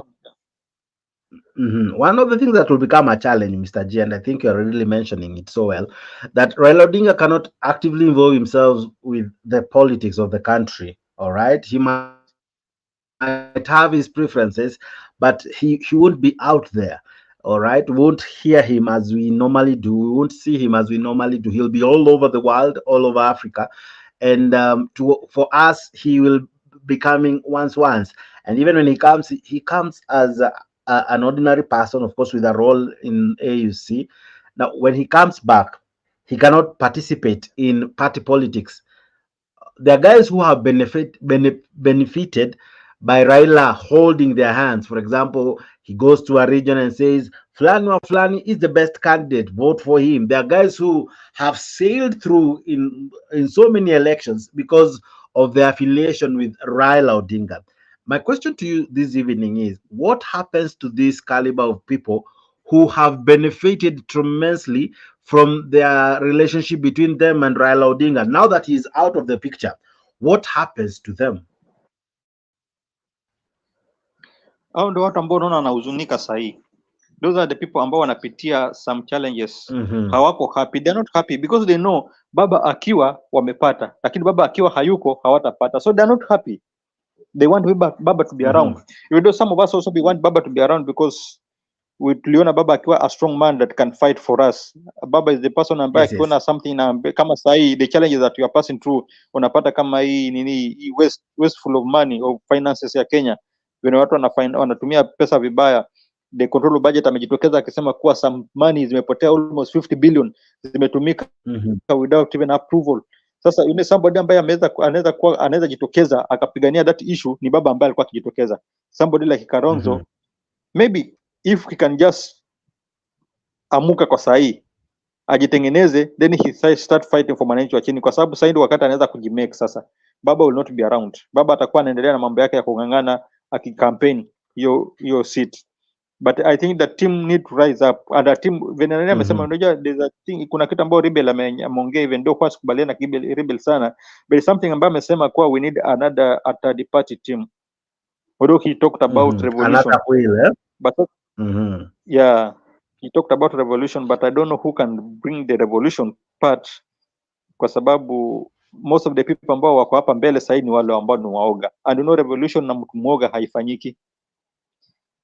You see, kama sasa tuko na Wanjigi kwa amesema kuwa hii mwezi wa 3 ambao ni kesho kutwa tu ndio sasa kama mambo yatakuwa hajabadilika tutaona the real picture ya watu. Wacha tuone kama Wanjigi ataleta that revolution. But to me, when I look at these people, we're looking at Kalonzo. I'm not castigating him, but I look at Kalonzo na muona is still weak. Ni mtu ambaye hajaonyesha kuwa akiwa that strong ambaye anaweza fanya vile vitu ambavyo tulikuwa tunaona baba akifanya. You see, and the other team ambayo imebaki pia ni watu ambao wamebaki ni waoga. Those are the people ambao cannot bring revolution. And now the nation, sijui kama nation yenyewe inaweza simama as a Kenyan people, the citizens, sijui kama anaweza simama wenyewe waka call for that revolution. I'm not sure, but maybe it can happen, we don't know. Now I want to ask you a very interesting question in this sense. Why is it that now we feel sad that he's leaving, yet the country has not honored him to the level of being a president? If the country has refused him, why doesn't he try his luck elsewhere? Why should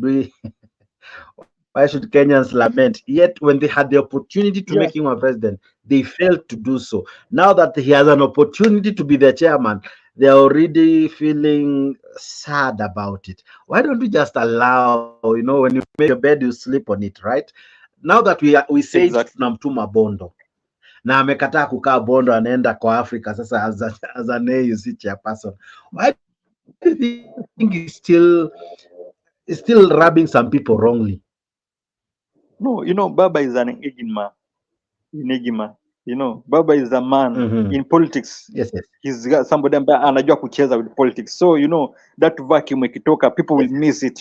There's a way when Baba kwa amejibeba kwa politics. So wakiangalia that scenario anaona ni kama that interesting thing itakuwa imepotea. Hawatapata the thing ambayo alikuwa anapata, you see. But ukweli nakubaliana na wewe kuwa Baba has tried. But amenyimwa. Na wale watu ambao alimnyima ndio watu ambao walikuwa wakimuita mganga, wakimuita sijui nini, wakifanya sijui nini, ndio sasa wanampraise wakisema he's our king, he's a person ambaye ameleta sijui liberation, he's a person ambaye ameleta constitution, he's a person ambaye amefanya nini, amepigania wananchi, he's a person ambaye ana fit kwa AAU. These are the people ambao walikataa kumpatia. Okay, for us it is a joy wakati akaenda pale, lakini sasa the bitter part ni pale ambao wataanza kujisifu. Unaona, that's something ambayo inatupatia ile kukosa peace. Kwa sababu baba akipata wataanza kutuchekelea kusema sisi ni mtu wetu ametupatia, ni mtu wetu, ni president wetu amempatia kazi, ni sisi tumempatia kazi, alikuwa hana kazi yoyote, sisi ndio tumempatia. Hiyo kujisifu ndio sisi tunaona haitakuwa mzuri sana. But for baba to get the seat, it is better, kwa sababu Kenya amejaribu lakini watu wamekataa kumpatia. Amejaribu sana, watu wamekataa kumpatia. So akipata hiyo tutafurahia pia. Okay, let's shift gears kwa sababu alikuwa amepewa ya infrastructure and some argue he did a good job. Okay, so and we didn't complain then. Why is it that this one we are complaining about before we shift to another topic? Because No, it is not the for first the time he'll infrastructure, be working away from Kenya. yeah, for infrastructure he used to do the work, lakini pia alikuwa bado kwa politics, you see. Alikuwa based in Kenya. And although alikuwa anafanya hiyo kazi, but he was based in Kenya. Now for the EU itabidi atoke Kenya, you see, aende Addis Ababa, awe na ofisi yake. Okay. And alafu pia ile role ambayo inamngojea is a very big role ambayo hawezi kuwa atakuwa na participate huku kwa siasa alafu na participate kwa that role. No, itakuwa rahisi. Abaki na role moja ambayo itakuwa ni AU. So itabidi tummiss. Yeah. Kwa Kenyan scene itabidi tummiss. On the infrastructure side, tulikuwa tunamuona kila wakati because it was just a department ambayo alikuwa ana handle, so he could handle the department na endelea na siasa yake hapa. Chairmanship itakubalika, haiwezekani. So are we jealous because we are seeing he is now ameamua to move on?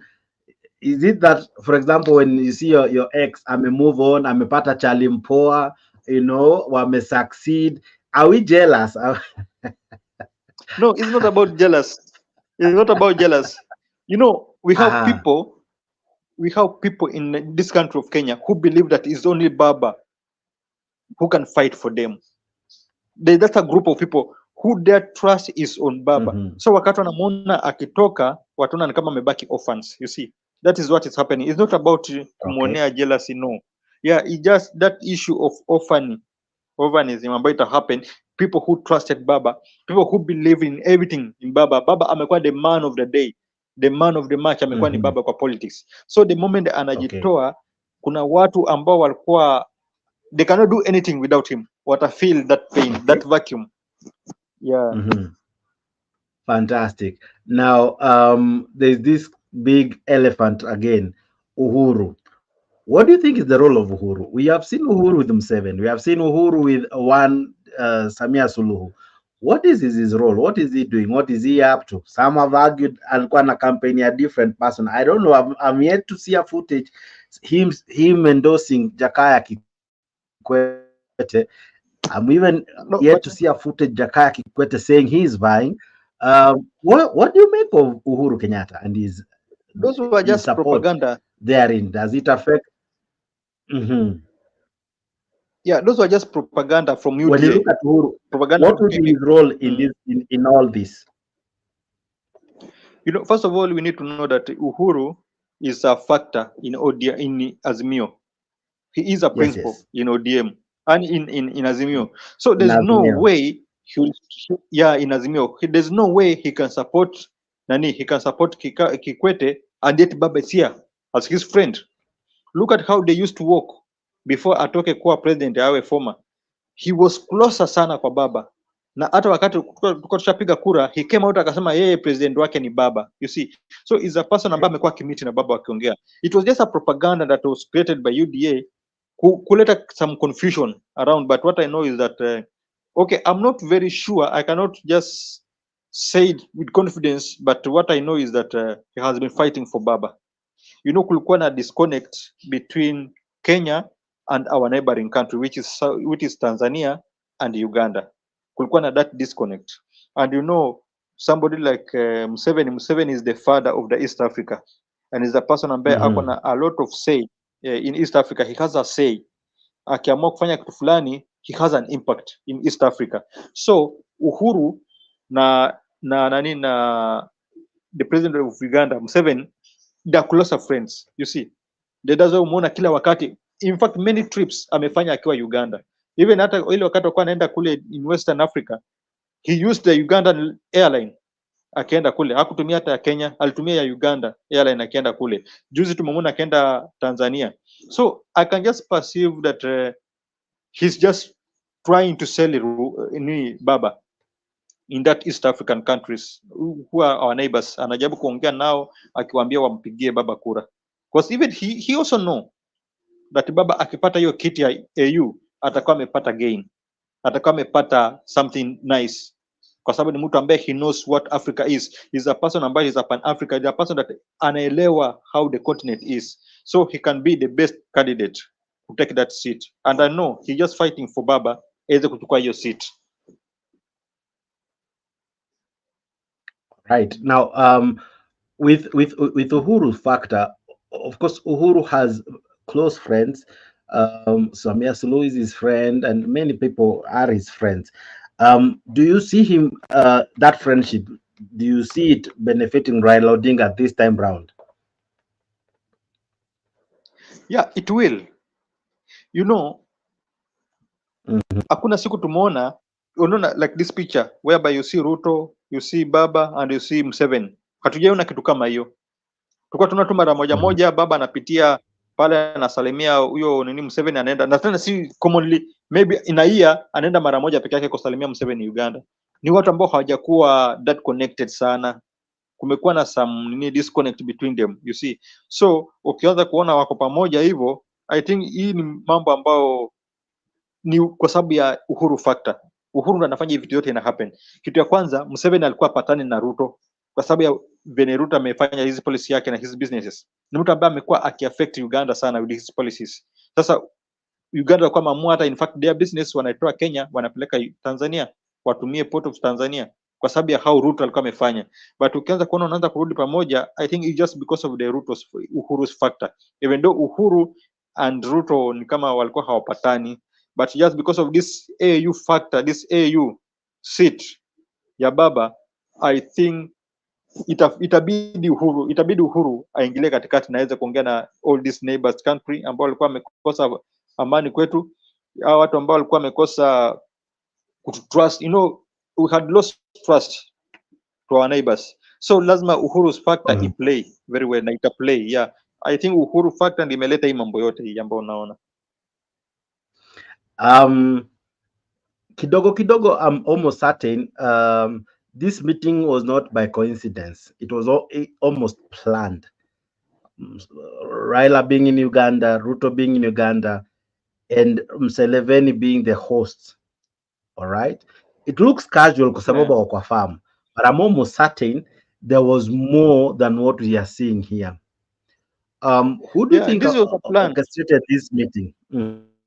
It was a plan. Remember, Baba was orchestrated, and who stands?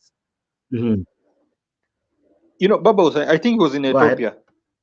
Yeah, Baba was in Ethiopia. Alafu from Ethiopia alienda to Namibia kuzika ule president. And in Namibia, the president ambayo is Ruto alikuwa pia kule Namibia, you see. Na wakiwa kule Namibia, akienda, there's a rumors kuwa Baba alikuwa hajaplan kwenda hiyo matanga, even though the president ambaye alikufa alikuwa his closer friend.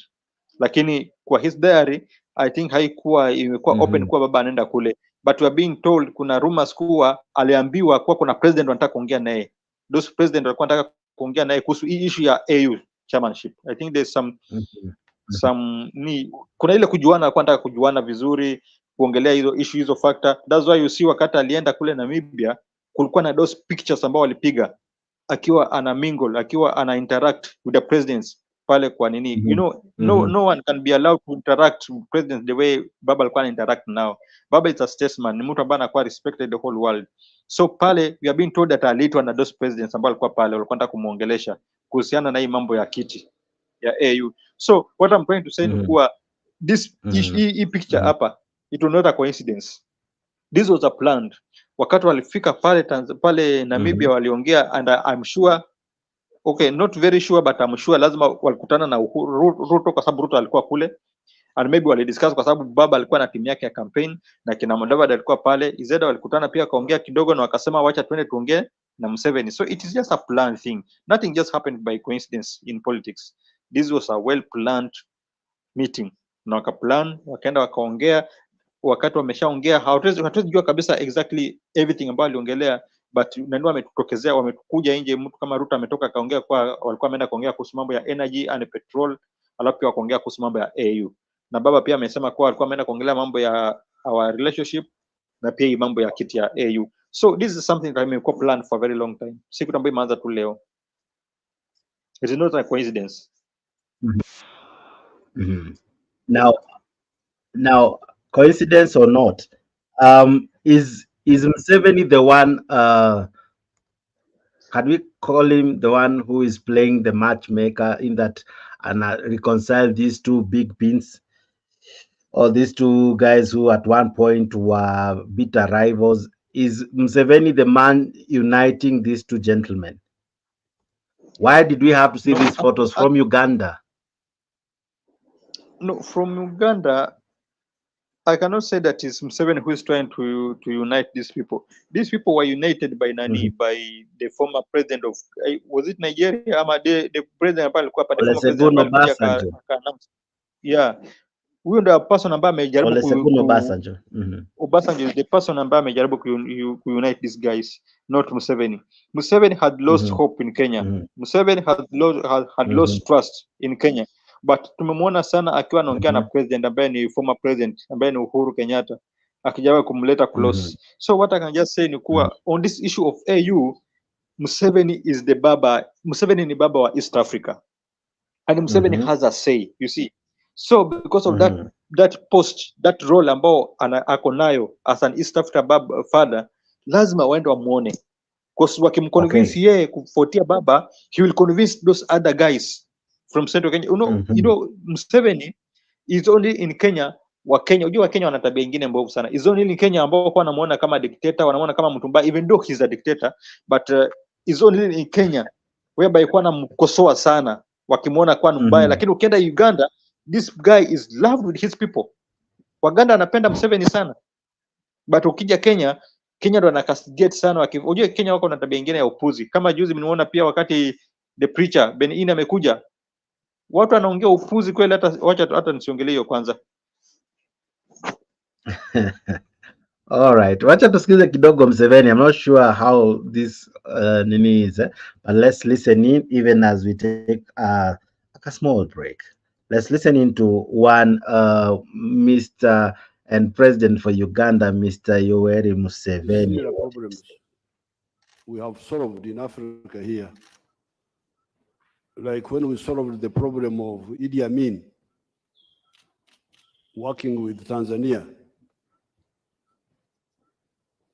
Africa can solve these problems once we agree on the concept. Because that time, it was Tanzania and us. Nobody, a little bit Zambia, a little bit Mozambique, and we solved the problem of Idi Amin. The problem of Burundi, it was solved by East Africa. So this problem, the way we discussed today, I'm sure we can solve it. We don't have to say much. I don't know whether the Excellency wants to say something. Excellency. Okay. Thank you. So with these few words, the conference is, the summit is closed. All right. All right. Now, he says that the problem of Africa can be solved. He gave an example of Idi Amin and how they solved it. If that is anything to go by, what are they trying to solve? Are they solving the what President today said, winner takes it, or the a win-win situation where we don't always have to be president, but one can be a chairman, the other one can be a president? Was that the win-win the president was trying to talk about? Was it what they're trying to solve? I'm not sure, but what I know is that kumekuwa na disconnect between East Africa. Kumekuwa na some challenges. The relationship imekuwa affected kidogo with those bad policies ambazo zilikuwa zina happen, people waki lose jobs, businesses zikiharibika hapa Mombasa, high taxes, people cannot perform, people cannot carry out their businesses. The environment ilikuwa very hostile to people, and pia our neighbors wamepata the hostility, mafinya sana, business zao zikawa affected. So kumekuwa na shida kumekuwa na disconnect between these leaders in East Africa. And when he talked about East Africa solving their own problem, I think it's true, because these are the people who understand each other very well. And watu ambao wanajua nini tunapitia, and watu ambao wanaishi pamoja, they intermingle, alafu wanaelewa kabisa shida za mwingine. They are the only people who can solve their own their own issues. Hakuna mzungu anaweza kuja ka solve this issue ambayo tunapitia sasa hii.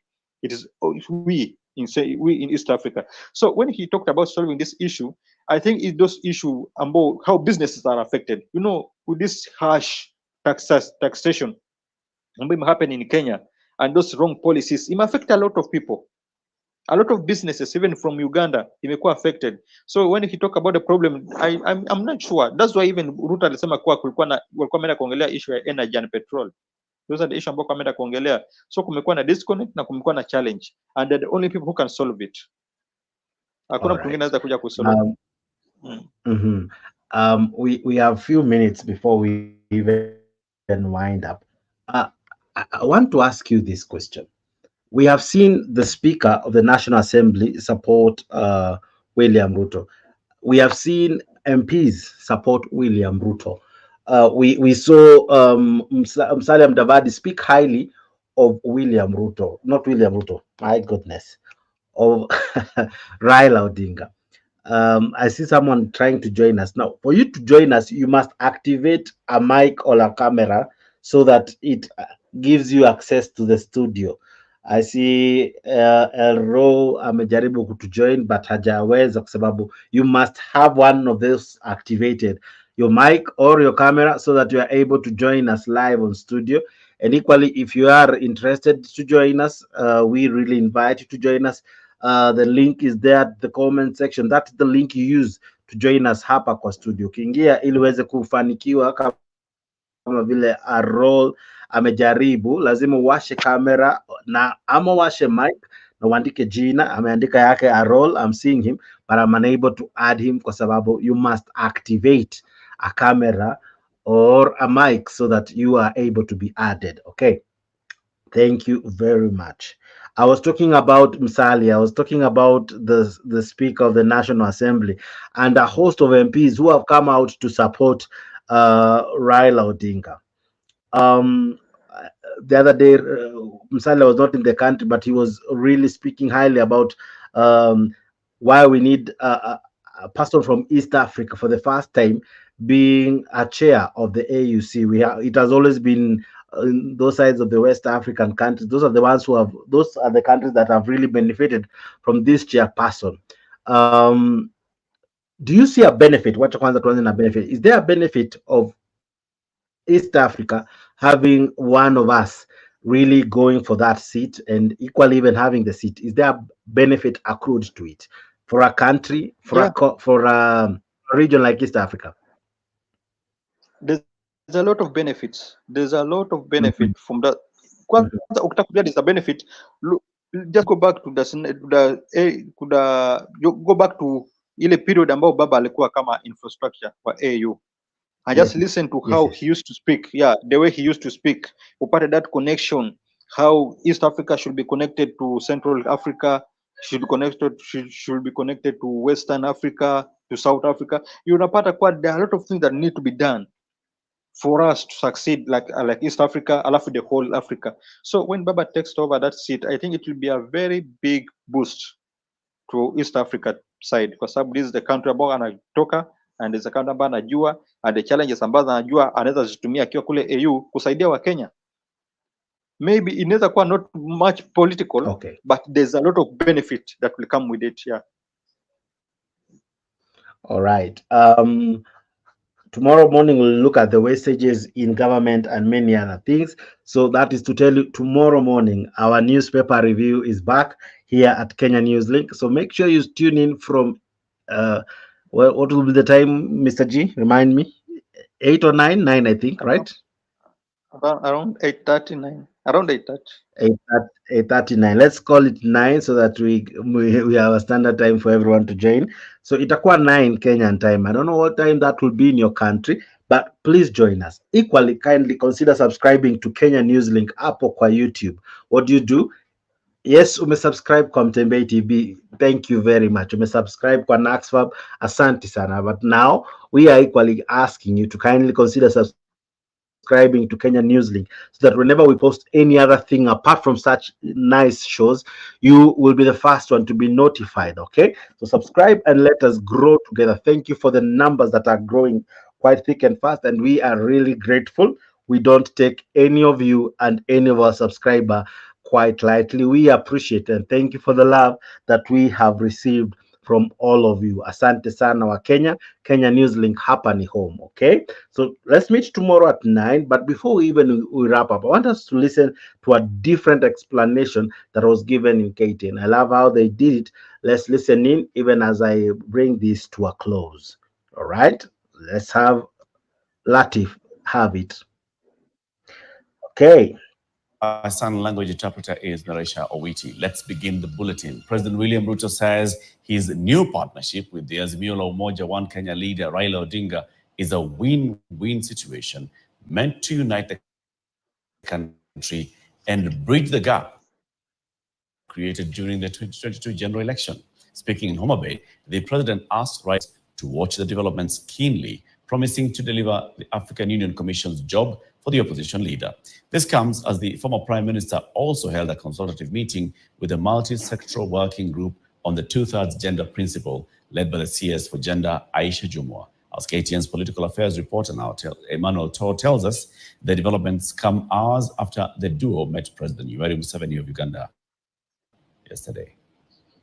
Hours after his meeting with the Azimio la Umoja One Kenya leader Raila Odinga alongside President Yoweri Kaguta Museveni in Uganda, where he drummed up support for the opposition leader's AU Commission job, President William Ruto flew to Odinga's backyard in Homa Bay County, breaking his silence over Odinga's AU job bid, saying the plan to close ranks was meant to ensure a win-win situation for the country. And there are things I told you guys, and you thought it was a joke. Now I can see it is not a joke. Sindio? Niliwaambia tutapanga maneno kabisa na hakuna mtu atakuwa loser kwa hii kitu. Tutapanga ndio kila mtu apate kasehemu kidogo ndio tuende mbele. Sindio? Si nilisema pale kwa soko. Hamkuniamini siku hiyo, lakini sasa maneno inaendelea namna hiyo. So na tunaomba Mungu ikae namna hiyo. The president adding that the plan to ensure Odinga's win was in fact on course, charging Odinga's supporters to watch the space. We want to unify the country. We want to work together towards the unity of Kenya. And that is important to all of us, you know, and there is space for all of us in Kenya. You do not win by making others lose. We want a win-win outcome for all of us. We all want to be winners. This comes as the opposition leader held a consultative meeting with the multi-sectoral working group on the 2/3 gender principle for gender, culture, the arts and heritage, Aisha Jumwa, at his Capitol Hill Square offices in Nairobi. The meeting, which elicited mixed reactions, comes at a time when reports indicate the former Prime Minister's close allies could end up with appointments in government, including cabinet, as a consequence of the secret handshake. Na tunataka hii ripoti ya kina mama iweke pamoja na ile ya NADCO. Yes. Ili petition. Hiyo mimi nilivyo nitapeleka pendekezo hiyo kwa Bwana Ruto. Yes. Being one of the leaders whom we trust in this country and his contribution to this journey, we are happy that he has given us opportunity. The events unfold barely hours after President Ruto and Odinga met with Uganda President Yoweri Museveni on Monday in his Kisozi country home. In pictures shared on their social media platforms, the duo said the meeting discussed Odinga's candidacy for chairperson of the African Union Commission. Odinga thanked Museveni for endorsing his bid. The former premier has been out of the country for more than a week, starting with a trip to Germany to the colleges where he attended his tertiary education, and then camping at Namibia for President Hage Geingoob's burial, where he lobbied for the post. To win, Odinga needs 2/3 of the total votes, which translates to about 33 votes out of the 50 countries that will participate in the process. Burkina Faso, Mali, Niger, and Sudan have been suspended from the AU and may not participate in the February 2025 elections. Emmanuel Tor, KTN News, Nairobi.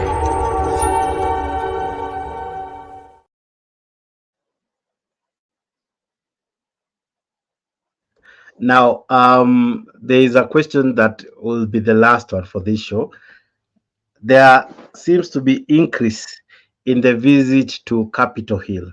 You remember those days during the handshake time, Capitol Hill was a very busy office, the office for Raila Odinga. And today he received a very interesting visitor, one Aisha Jumwa. And previously we would see Akina Waiguru would go there. And upon the stories that Mwosho moja ilikuja, you remember. Are we seeing a repeat of what Capitol Hill used to be defined as? That if you have a good relationship with the government, anyone can go to Raila Odinga's office, and kidogo kidogo, Capitol Hill became a famous office. What do you make of Exactly. Aisha Jumwa's need to go to Raila Odinga and present that document or that whatever for two-third gender rule? Is it even necessary? Was it necessary to go to Raila? Aisha Juma, was it necessary for her to go to visit Raila Odinga on that issue alone? I'm happy to see Mr. Alex and our guy here. Ujue siwezi kuona majina, but I'm really happy to see my guys Oh, here. sorry. Okay, on that, Anaitwa on that, Arol. I'll get the name for you on the stage just now. But go ahead. okay, on that issue, I think we will see the repeat. You know, Aisha Juma, she's one woman ambaye alikuwa anatusi baba sana. You remember? He's a woman ambaye alikuwa hataki kusikia anything, and yet ni baba amemkuza, ni baba ambaye amemuinua, but alikuwa hataki kusikia anything concerning baba. Now today anasimama anasema kuwa baba is the only person trusted in this country. You see, that's why I told you the hypocrisy ambayo iko kwa watu wa KK ni ya juu sana.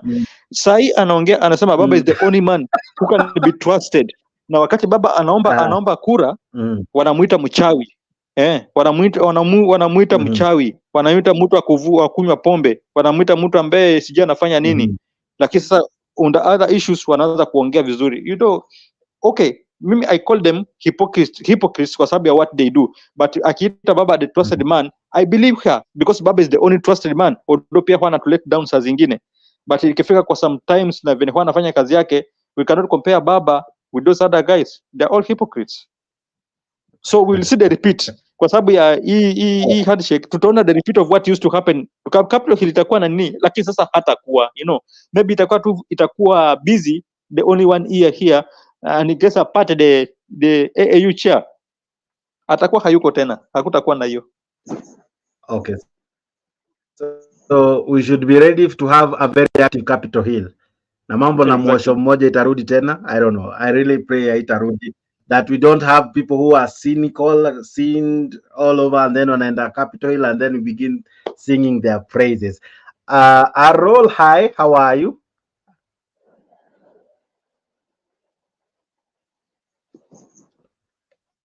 Arol, I don't know, I think I'm reading it right. How are you? Can you hear me? You? Hi, how are you? I'm doing well. I'm Try glad to raise to your have voice. joined.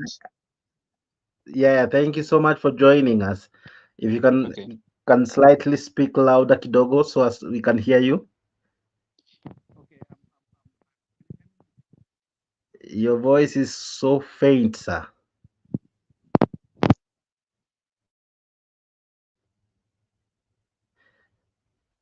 Try to come closer to the gadget you're using so that we can really hear from you. Okay, even as Arol is working on his mic. Alex, good evening. I think where you are, it's good afternoon. Good afternoon to you. Is it afternoon yet? Yeah. How are you? I'm okay. It's a good afternoon. Yeah. So, how have you been? You have been away equally. Kenya News Link tumepotea siku nne kidogo, lakini tumerudi. How do you make of the new changes happening in our country? Did you anticipate them or they came to you as a shock? For me, it was never a shock because I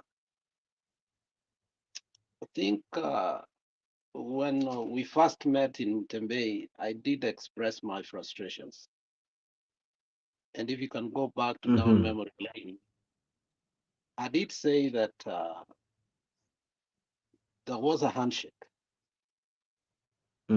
However, it was crowd management or electorate management that was going to be done for over a couple of months to a level whereby we had to create situational ethics in a sense that we prepare a country to a different level of realignment. Because obviously we could see that there was a pseudo agreement between Kalonzo and and Ruto, but it wasn't working very well because it wasn't strong enough to help Ruto.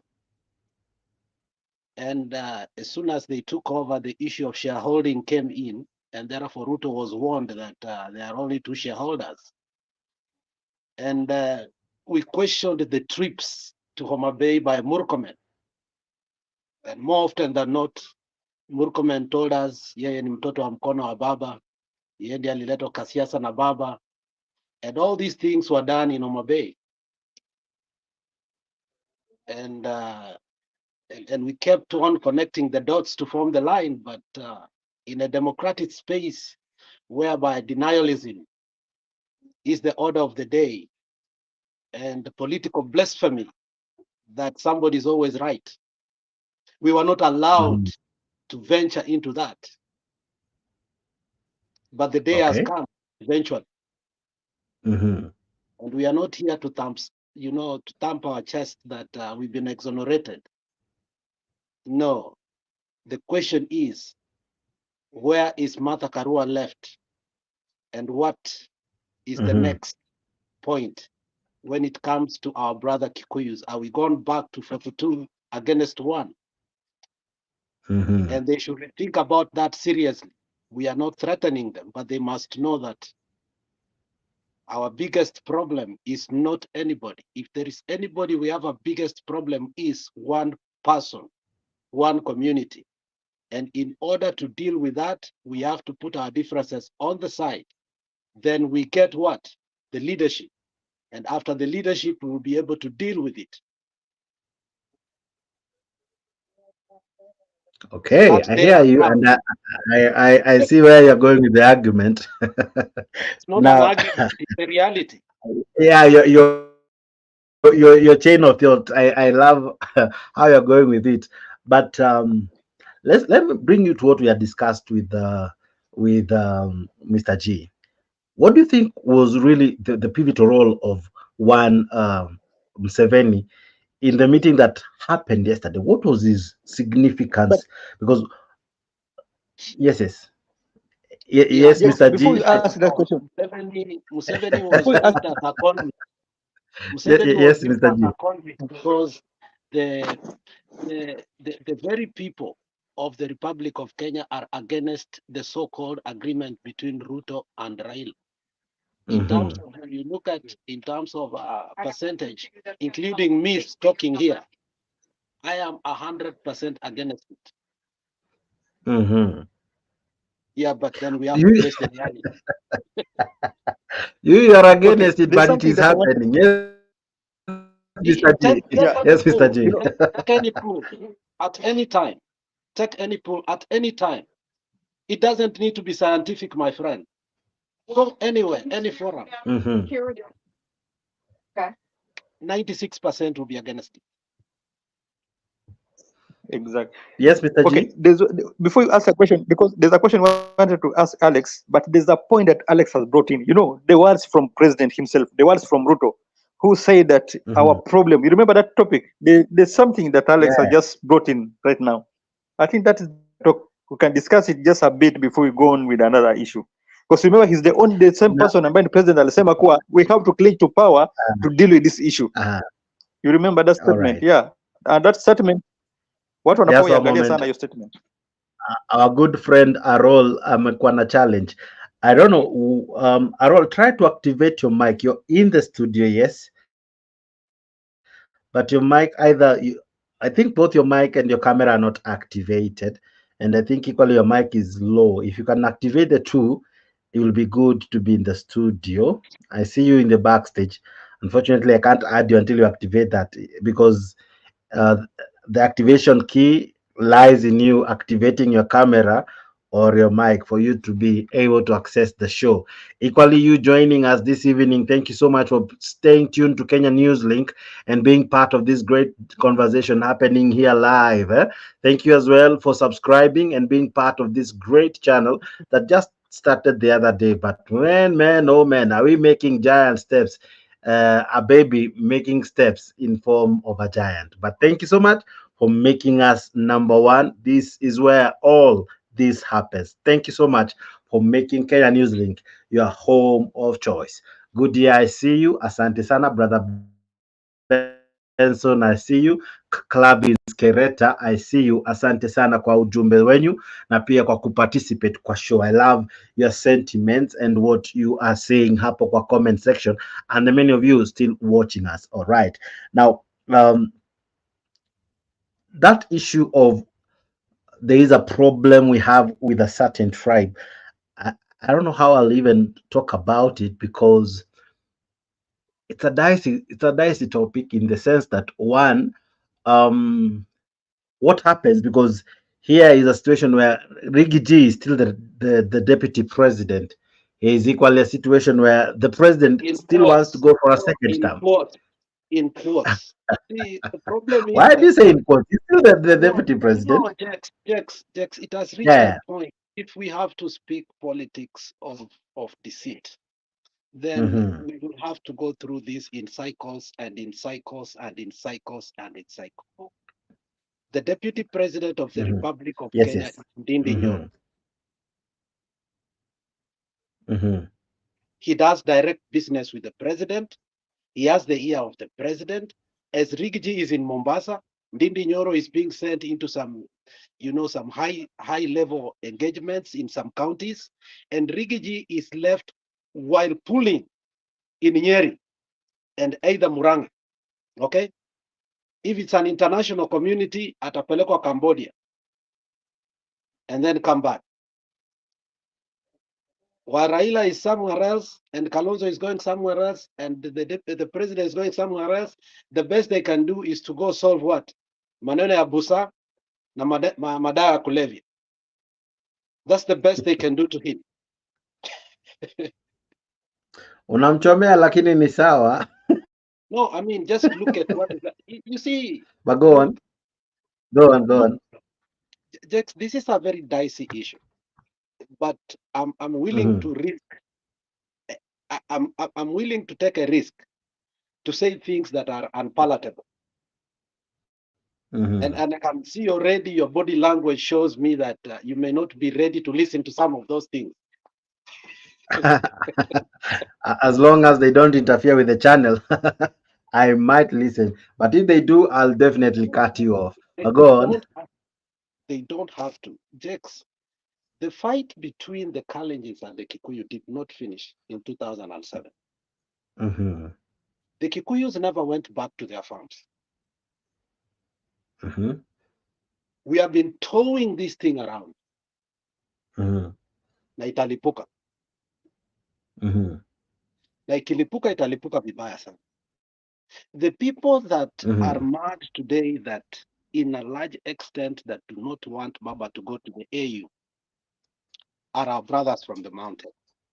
And rightly so, even us, some Bantus who have interests in business, we are also afraid. So one leg is here, one leg is here. In as much as I'm in ODM, I also fear the repercussions that happened in Eldoret, in Kisumu, and other areas in 2007, because equally, we were affected as a community. You understand, Jakes? Mm-hmm. So, and some statements that have been made by these young politicians before the elections should be disturbing that either way, the seat will go to an ILOT for the first time. There is no Bantu running for the seat. So these things may not be popular in the mainstream media, but across our dining tables, people are talking about them, Jakes. Unfortunately. And they are affecting us. If you look today, the shockwaves, ripples effect throughout the country, that Baba could go for the AU seat. At least we forget a few days ago, people died. Just it started with a revolution. It went to a day with destiny. It went to bipartisan. It went to national dialogue. Jex, should we finish whereby we start saying that now Ruto should endorse Baba for a seat?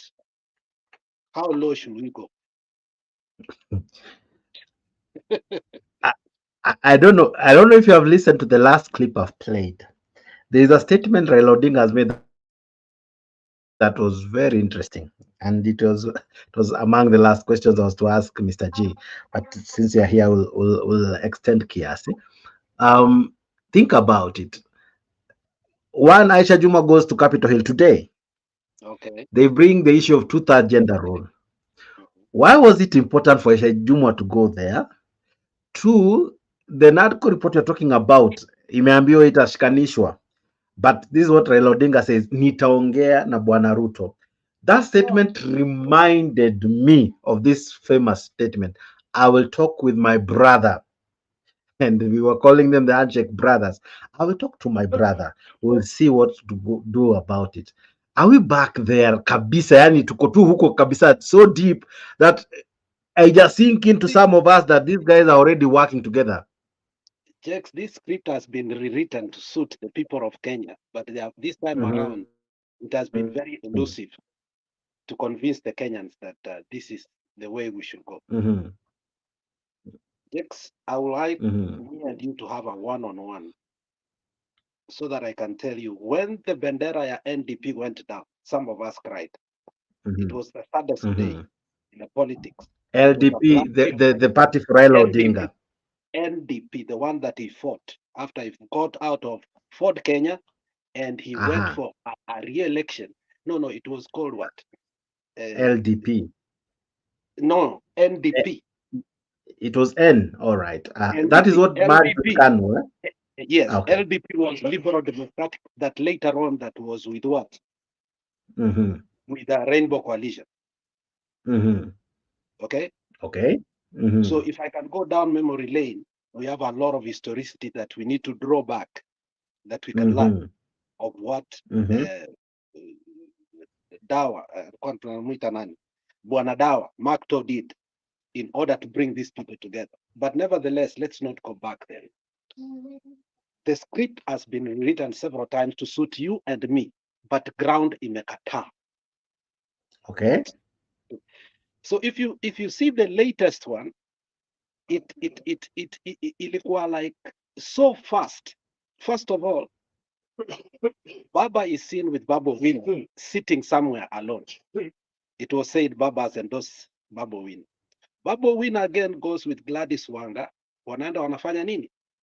They introduce the Homa Bay Investment Conference. Okay? And Babu Wino gives an epic speech. Later on, Gladys Wanga goes to primetime media, mainstream media. And we are lied to that Homa Bay was number 46, and all of a sudden a miracle has happened. It has come to be number 1, and therefore she becomes the best lady in the whole country. She's the miracle governor. Okay? I don't know where that comes from. Okay?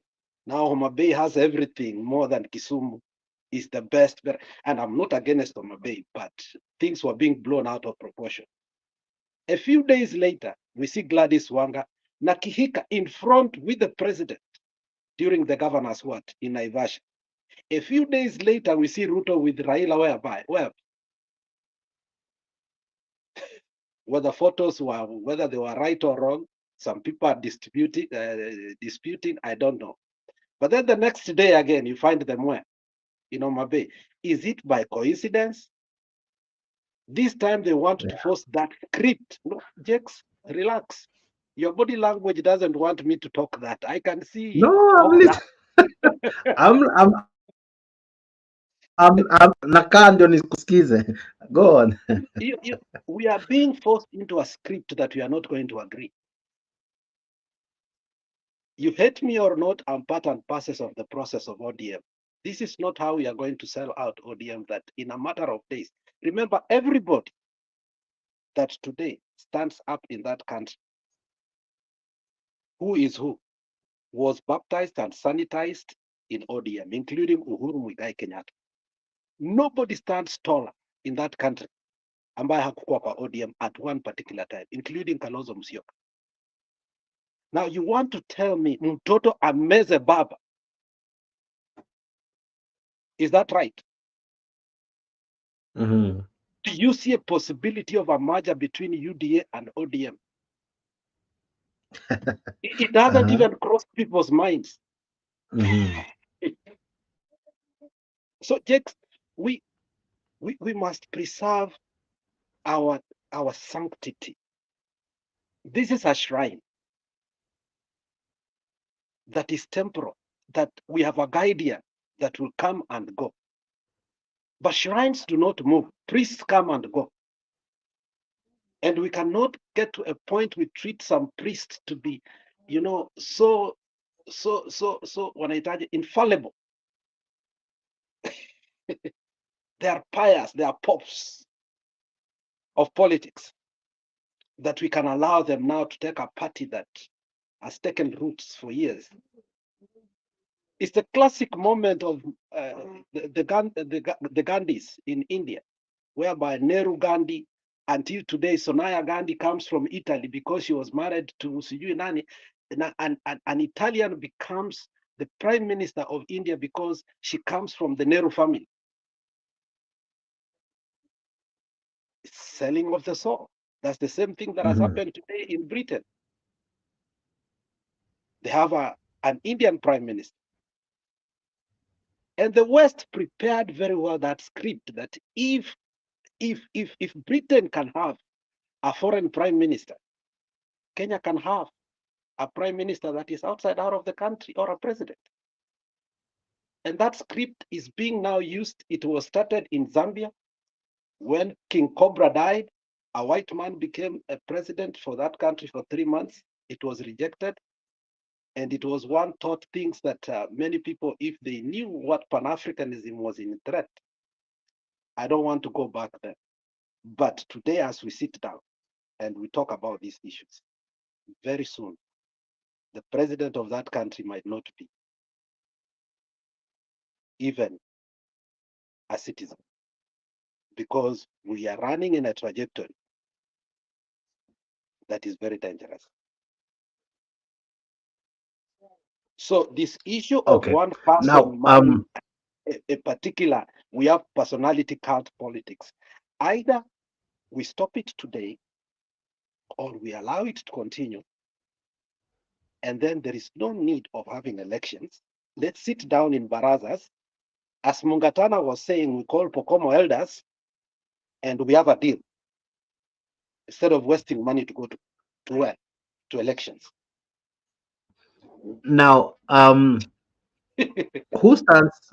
Who really stands to benefit with Raila's exit?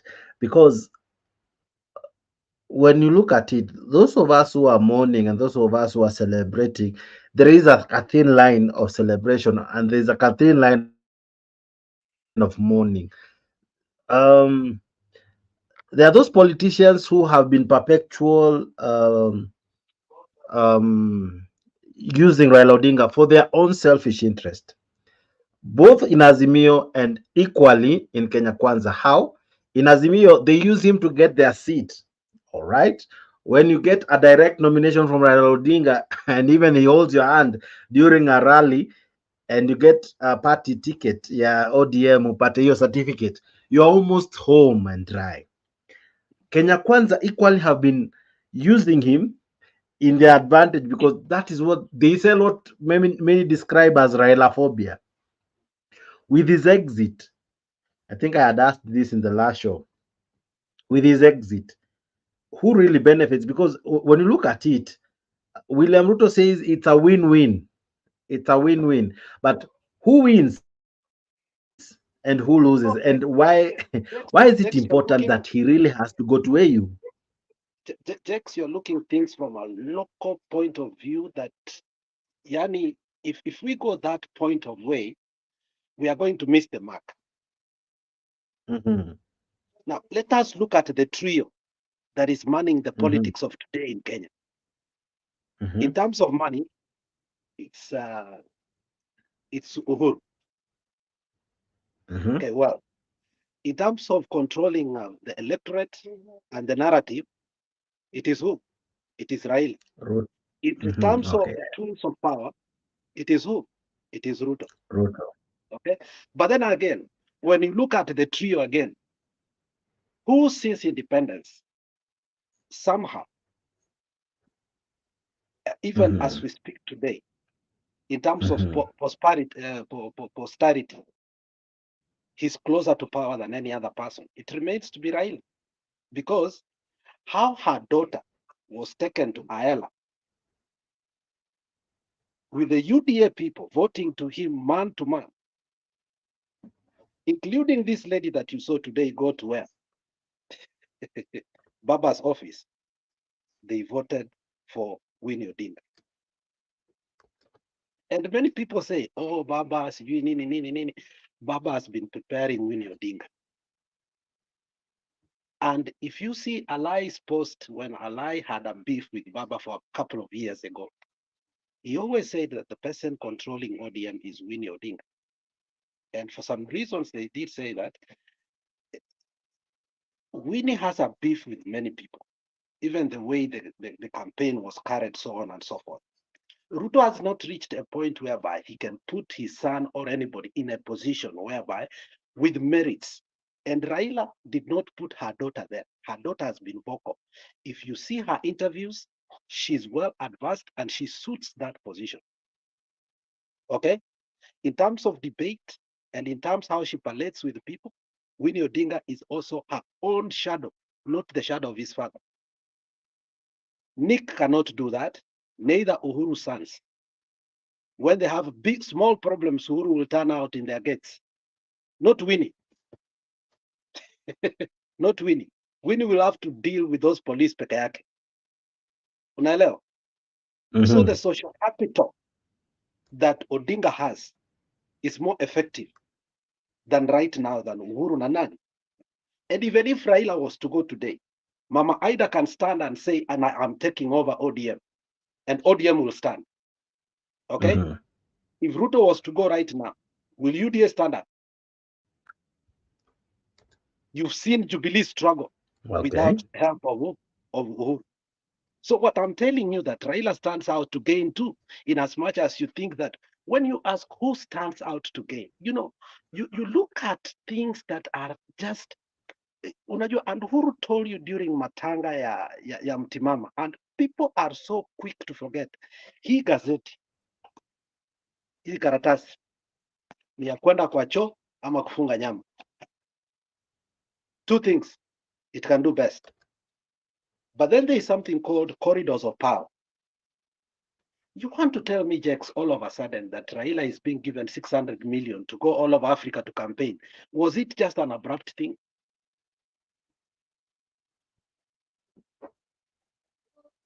Jex, let's be honest. So when Raila comes out and says that he has consulted adversely, those consultations did not take 1 week, 1 month. In order for your PA and your new group, the campaign machinery, to start to campaign the whole of Africa, we are not talking about Kenya anymore, Mr. Jex. It means that it's a high voltage campaign. So and that's why I'm telling you that this thing is beyond us. The person that Raila will never lose completely the way you may think. It is a win-win situation for these two people. And if there is anybody who is going to lose this time around, you better look closer to the mountain. Where do we leave Martha Karua as we talk right now? Can you help me? Where does Martha Karua go?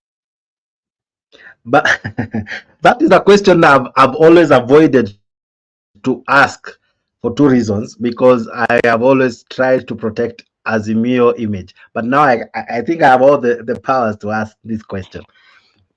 Martha Karua only showed up in Azimio, Mr. G, few months to the election. Few months. In any case, she was working with Akina Kiunjuri, Moses Kuria. They were the three. You remember? We even saw them almost saying. Actually, Moses Kuria said, "If you want to talk to the mountain, the person to talk to is who? Is Martha Karua." One day, I think we were with Alex, where we were looking at another expose that Kimani Ichung'wah said up to the few days before announcing the running mate wa Kenya Kwanza, they were still quoting Martha Karua. Up to the day, almost days to that. So my question is, has she been a loyal Azimio person? That has always been a question I've always wanted to ask. Was she really in it because she believes in Azimio? Or was she really in it because maybe she looked at Baba and maybe she felt we could have a Magufuli Suluhu moment? Sorry to say so. But let me begin with you, Mr. G. What do you make of Martha Karua? Because even of late, she has been missing in action, in as far as me is concerned. What do you make of her? You know, Jex, Martha Karua has a stand. And she's the one woman ambaye alisimama akasema he doesn't recognize this president. Why? Kwa sababu aliiba kura. He doesn't believe in what happened in election in IBC. You see, so alisema kuwa hawa walichukua mkate ambao si yao, and that's why he was saying in maandamano tunaenda State House tuchukue mkate wetu, na akawa anasema they have to open server. Wakishafungua server tukapata kwa sisi tulishinda, we are taking back the whole loaf. Hakuna mambo ya nusu mkate. Those are the words ambao Martha Karua alikuwa anaongea. So Martha Karua is one woman that he believes in what he has a stand on what she believes in. So sasa kukosa kumuona, one thing because of this medical report, to her there was some issue that she believed ilifaa iongelewe pale, but what happened, ikakuja mambo ya opposition seats, ikakuja vitu zingine ambazo hata hazieleweki ndio zinawekwa kwa medical report. Akasema mimi sikubaliani na hii. And another thing ni kuwa yeye haku expect kwa itakuwa rahisi hivi watu wataacha tu maandamano alafu sasa life iendelee kuenda tu vile inataka. Yeye alikuwa anataka if we go for State House, twende State House, which never happened.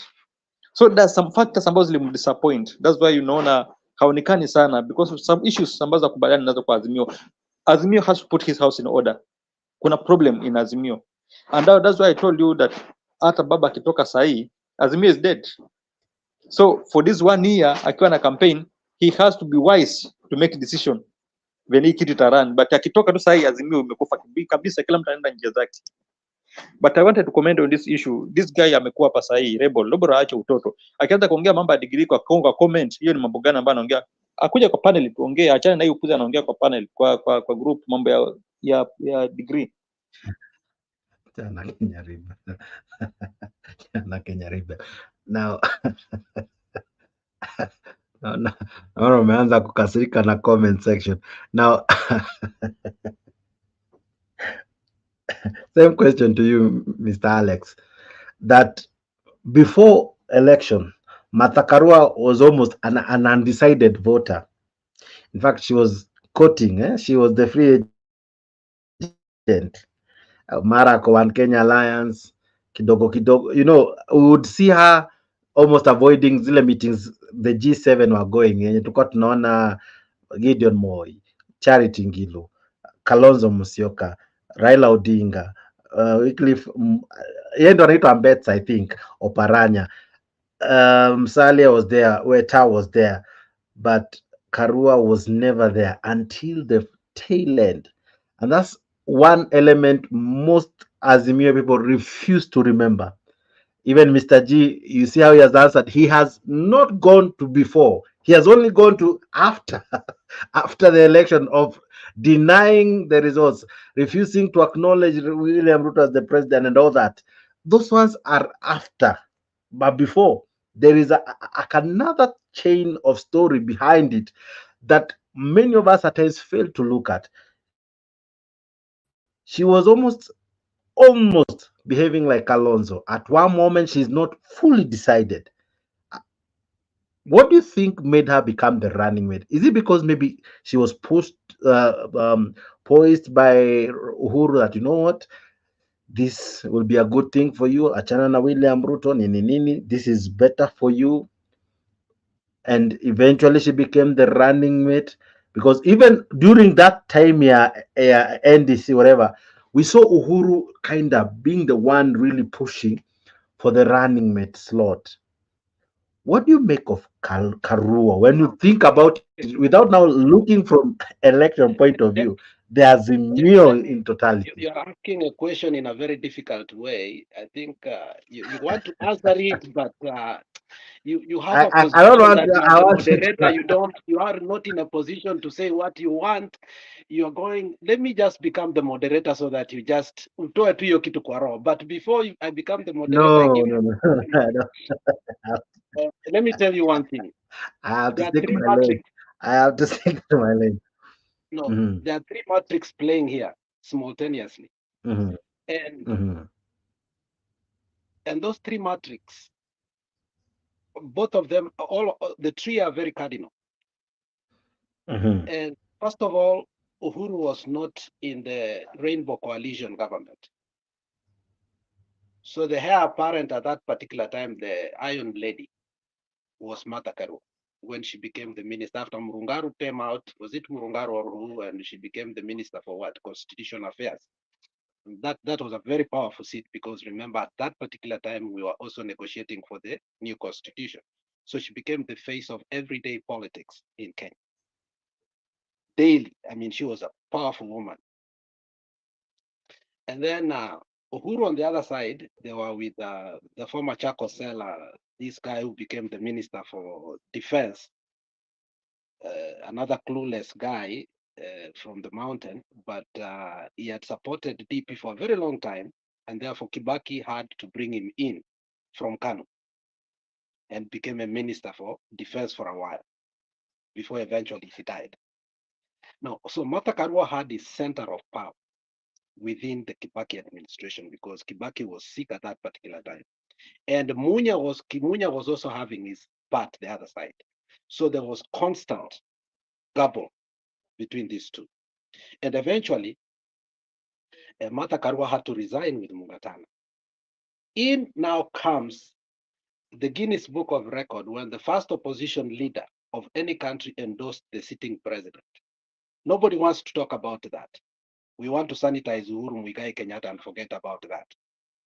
A deal has been made. Martha Karua out, okay? For some reason, she's a woman. She doesn't have money. And she was quoted in, and Nani akakuwa quoted in, Uhuru Muigai Kenyatta akaambiwa, you do this, and we will be able to do this, because the matrix was very difficult going to 2007 election. Now, from there, now, there's another thing that happened at that particular time that many people don't want to put it into equation because that thing also came to affect us. And that thing always affects the European politics. But the Kenyan politics, it's a place we don't want to even think about because once we put that into perspective, inaanzanga kuleta upuzi mwingine, but today I'll say it. Now, Kimunya started dating Sabina Chege. They ended up marrying when he was the minister for what? Brought him from the media. For some reason, wakaachana. Walipoachana, enter Uhuru Muigai Kenyatta because Sabina said it openly several times. So running to Azimio when we formed it, because remember, Azimio was formed immediately after, Azimio was a frustration from the BBI Nation. We lose to Nora and we knew we were losing, so we set up a meeting in where? In Nakuru. We formed Azimio. Okay. In Azimio, when we came in, the Mount Kenya started bargaining earlier and they wanted to swallow us. And us, we were also vigilant. We knew what the Mount Kenya Foundation wanted. First of all, they negotiated for the governorship for Nairobi. And they said Uhuru is too young, with this guy Tumbokubwa Atwoli. They said he's too young to retire. He can't go home. And therefore we left him to be the patron of what? Of Azimio. Now, Uhuru wants to bring in Sabina Chege to become our running mate. Baba looks at it, it's a difficult matrix that, and you know, if people could only ruminate and understand what was going at that particular time, because we were fighting for Kalonzo. But somehow Uhuru looked like he was supporting Kalonzo, but he wanted Sabina Chege to be in there for his own personal reasons and Mount Kenya, because she was an easier target. She had a soft belly that they could target. However, the diehards in ODM said, okay, you put Uhuru to be at the top. Then the running mate, akuwe ni Sabina Chege, it's going to be difficult. Now, Baba quotes another person. They negotiate. So levelizes it. But now the matrix that was difficult is, how do we keep Gideon Moi in? So the political mortgage came in as a result of that. Martha Karua, being a politician too, she understood that the politics of Kirinyaga had eluded her. With Ngirishi and Nani fighting, she had no chance to. So as a politician, what do? She took the honor, she came in. But was her heart really there at that particular time? No. But when she came in, she came with all her heart and supported Baba. That is what matters. And remember, in politics, there are no permanent enemies. There are permanent interests. So let's talk All about right. Yeah. Now, I love how you have answered, how you have concluded. She came in with all her heart. What has changed? She seems to not hot, not cold. She's there, you know. The words from Mr. G. She wanted us to go to State House. She wanted the servers open. She really was the voice that at times we would really want to listen to at times, because it would give us the direction that Azimio would be taking. Now she's not doing so. And once tutamwona kwa meetings. I don't know what she's doing with with her Kenya party. We are yet to see her say she's going for massive recruitment, as Akinamunya did, as Kalonzo did. What could be happening to her? Because you asked a very rightful question. What happens to her in the event Ruto and Raila work together? What happens to her? Okay, what happens to Kalonzo? Kalonzo is trying now to be the replacement of Raila Odinga. We even saw him the other day address a meeting in Naivasha. Dex, no. Mhm. No. Dex, no. I think Dex, sometimes tunakatanga kuangalia politics ya ukweli, tuangalie what is happening Mhm. Mhm. and tusaidiane. Mhm. You see, it is the same thing that Wetangula, Mudavadi, Kalonzo did last time during the inauguration of Baba as the people's president. Wakaanza kudanganya, oh, he had a Nigerian number, everybody saying whatever they wanted to say so that they could not attend it. Because the two of them were lawyers and they knew that it was wrong for them to go there. So eventually, everybody gave their own reasons which were not valid and they were not true. And these are people who had gone even to Homa Bay a day earlier or a week earlier. Was it the last week before Baba? And swore that they will be there come themselves. Now, what happens thereafter? What's after is they did not come in. Kalonzo had been negotiating for a very long time with Ruto. If you see the core people within himself, this man called Mutula Kilonzo, it's a UDA mongrel, and he has always worked with Ruto. The problem is how to switch him to Ruto, and where do you live, Wiper? So they also need a vehicle, but you can't move with Wiper to UDA. UDA will swallow Wiper, and therefore Wiper will become what? So they also need money for what? Political what? Campaign funds. So they are having a share, but yet they are all of them here. So don't say that he wants to be endorsed. Kalonzo also went to State House the other day for handshake. Okay, but it's going too late. They always go too late, but they don't have enough capital knowledge or social capital that they can bring forth that can help Ruto stay in power as long as he wants. That is the problem. They command a region that is not national. And Ruto right now knows that he wants a country, and that is why his speech in Homa Bay was critical. We want a win-win situation. That is a political statement. He doesn't want a win-lose situation whereby Kalonzo wins, but for him, he also wins only the lower eastern, or whatever it's called, and the other country becomes hostile to him. As we talk today, the strip of the coastal, Ruto is not doing very well. Baba went to Bungoma one day, Ruto had to stay there 6 days. So Ruto understands through the intelligence that he's struggling. So to whom he rather go to?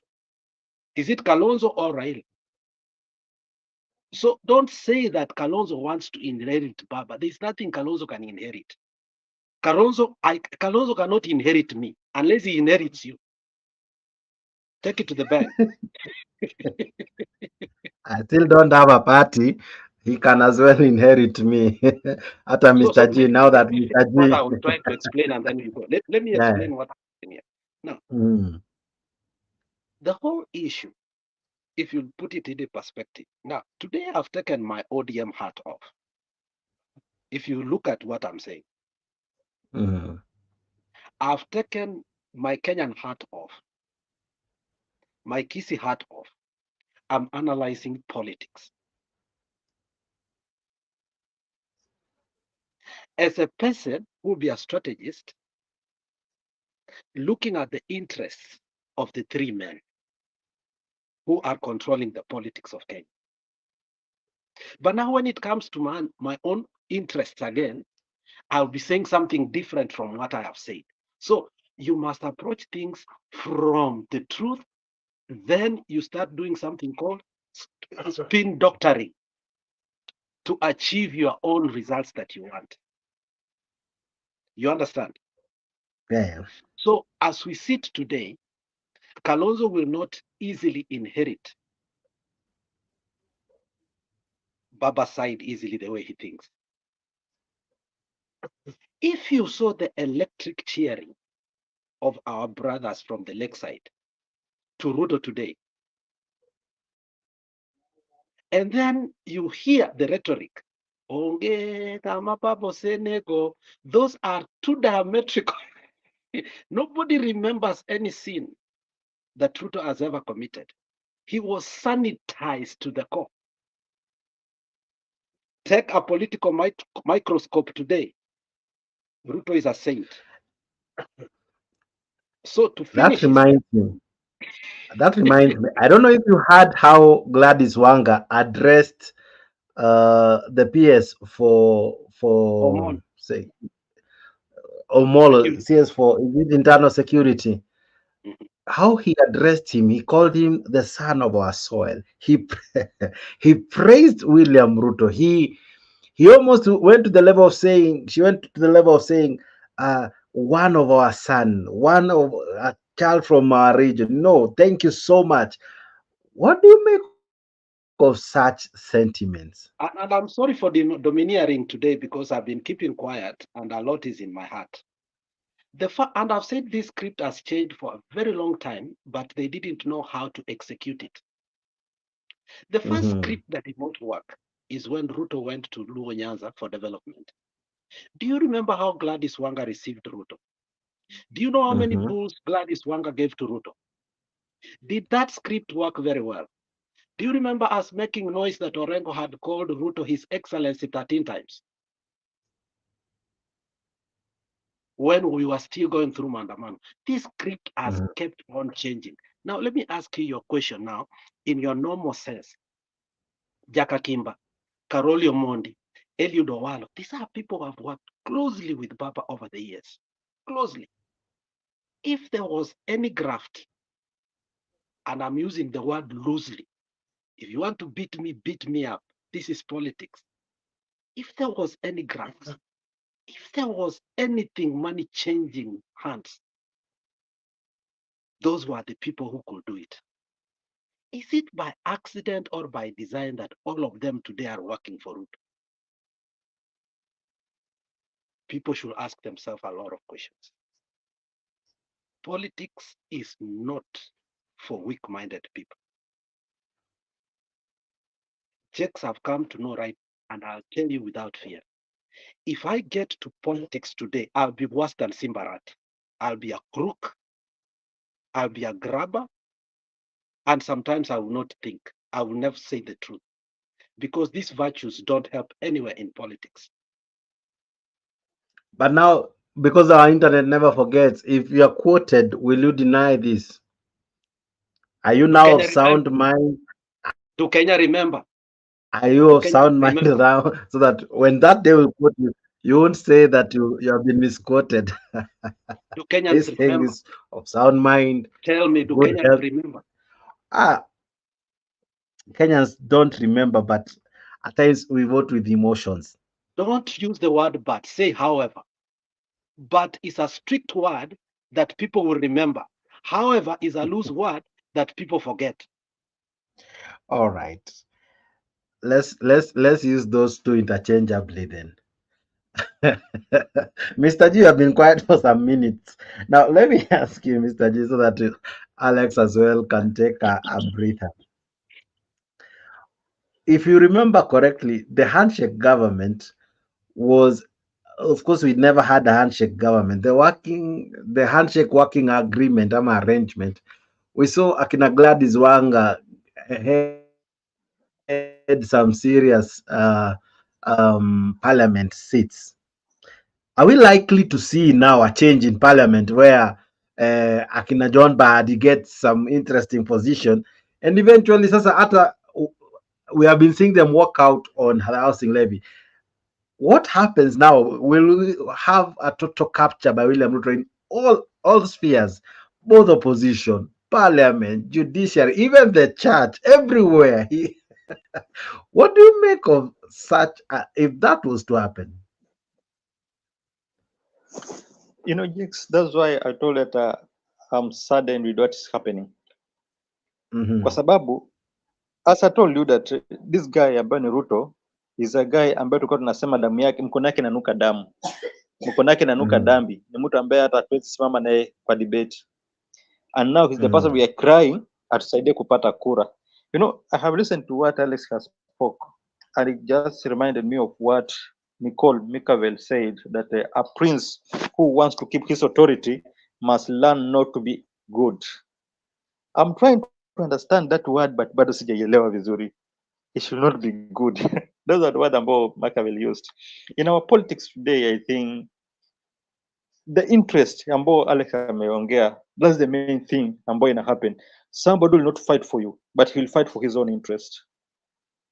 So even unaongea, you know, as much as tunataka help from this guy ambayo ni president, we are not going even to expose the wrong things ambazo zinaenda kwa happen, kwa sababu tunafaa kuonekane kuwa ni wazuri kwake, so that he can campaign for us, so that he can help us kupata hiyo kitu ambayo ni ya AU.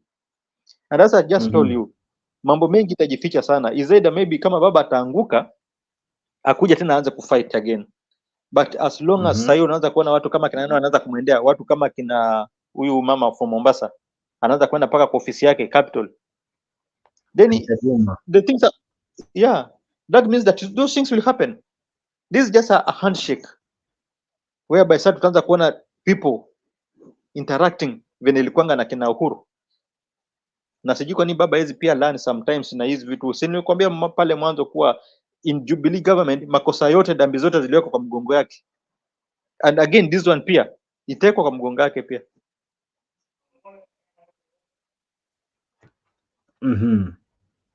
Now, let's try to think even slightly deeper.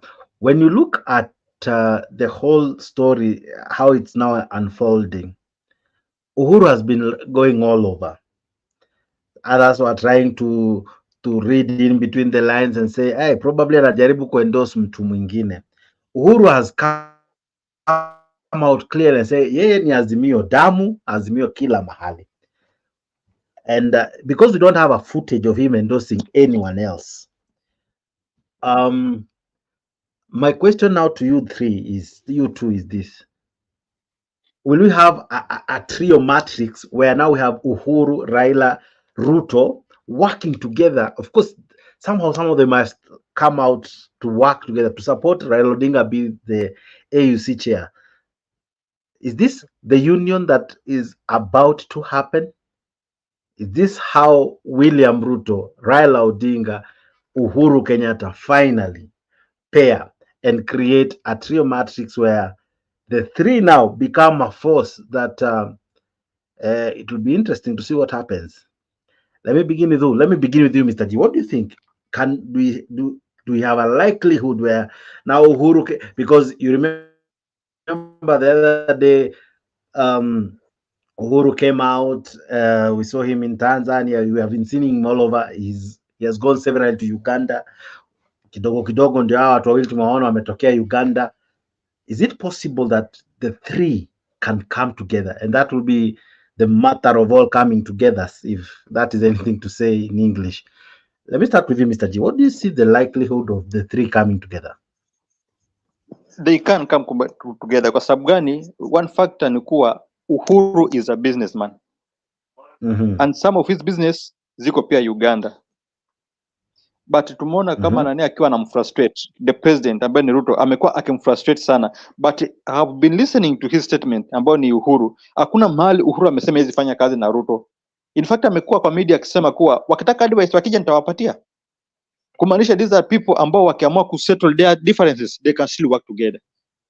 Hakuna kitu nawazuia, kwa sababu amesema mara mingi sana kuwa mimi wakitaka kuwasaidia advice nitawasaidia. Hajakuwa na ugumu wote, even though kumekuwa na hizo Ruto ndo amekuwa na uchungu mingi sana, mpaka anaenda anatuma magunsa au anapanga anatuma magunsa anaenda kuchoma shambake, wanaiba makondo zake, but still hajasema kuwa he hate the government ama he hate this president sana hivyo. No, why? Kwa sababu he just trying to protect his business. He's a businessman, and at the moment anasema kwa anataka kusema kivyake his business. This is the government ambayo iko on the day, the president is another person, ataharibu business zake. So for him to have a way in his business, lazima he'll come closer to this guy. So akiamua kuwa wanatoa differences, he will work with him tena vizuri sana, hakuna kitu tamzuia. And Baba will work with the president kwa sababu he want hiyo kiti ya AU, and this is what is happening right now. Paka anasema kwa wacha nitaongea na Uhuru, nitaongea na Ruto, hii kitu to connect pamoja na NADCO report, kitu ambacho haifai kabisa. Baba bado anaongelea vitu kama hizo. So these guys, because of the interest, they will work together. Alex, what do you see? Do you see the three coming together to create another interesting force?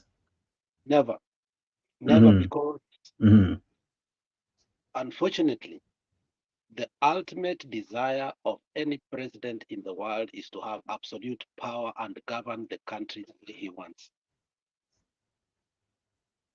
The ultimate desire of a president that just retired is regrets of things that he should have done that he never did. And Uhuru has a lot in his plate, starting with the judiciary, going to the agreement that they had in Arambe House with Raila Odinga, going to the BBI, and so on and so forth. If you look at Pauline Joroge's post today, is Uhuru at a particular point told his community that it must be a win-win situation. There will come a time they will not be in power, and a winner takes all. That's when they will realize that power is transient. His people rejected him, including Martha Karua, who said, Ondoka utoke uende atukutaki. That was the clarion call from the Mount Kenya. Atoke aende. Today, Ruto said the same thing in Homa Bay. It should be a win-win situation. Now, let me use an analogy that might be for adults, because it's 18 years and older here. Threesome does not work. But there are people who crave for it. There are people who crave for What it. gets more sweetness? No, allow me to finish my thought, friend, because you want to cut me. One what? What animal is it? One must prevail. All right. Allow me. It's politics and it's power. I Power makes the understand. I regime understand. work Go, together, my go. friend. And even religion works together. So sometimes we must borrow analogies. So this issue All right. of Go. threesome cannot work. The issue is you must get one lover and stick with them. At the right time, kick them off, divorce them, get another one. So Okay. Uhuru has nothing here. He had his time, which was 10 years. Did he use it rightly? No, because he was one of the few presidents since the history of Kenya that was supported by the entire country, that he could have given us the BBI, could have delivered the extra constituencies. You know what, Kikuyu walikataa extra constituencies, walikuwa wanakuja kupewa sijui karibu 14 for no apparent reason. They could have controlled the parliament of Kenya today. Wakakataa. Silver platter. One man, one vote, 1 shilling. Wakakataa. So we have no regrets. So when you are a president, you must deliver something knowing very well that we are in a tribal country, that when you get out, the other person that is coming in might change your policies and your people might suffer. The ultimate goal of William Samoei Ruto, unfortunately, is to rule the country after 2032. Jex, 2027 is done, gone, sealed. As we sit today, Baba knows who are the commissioners, Ruto knows who are the commissioners, Uhuru does not know.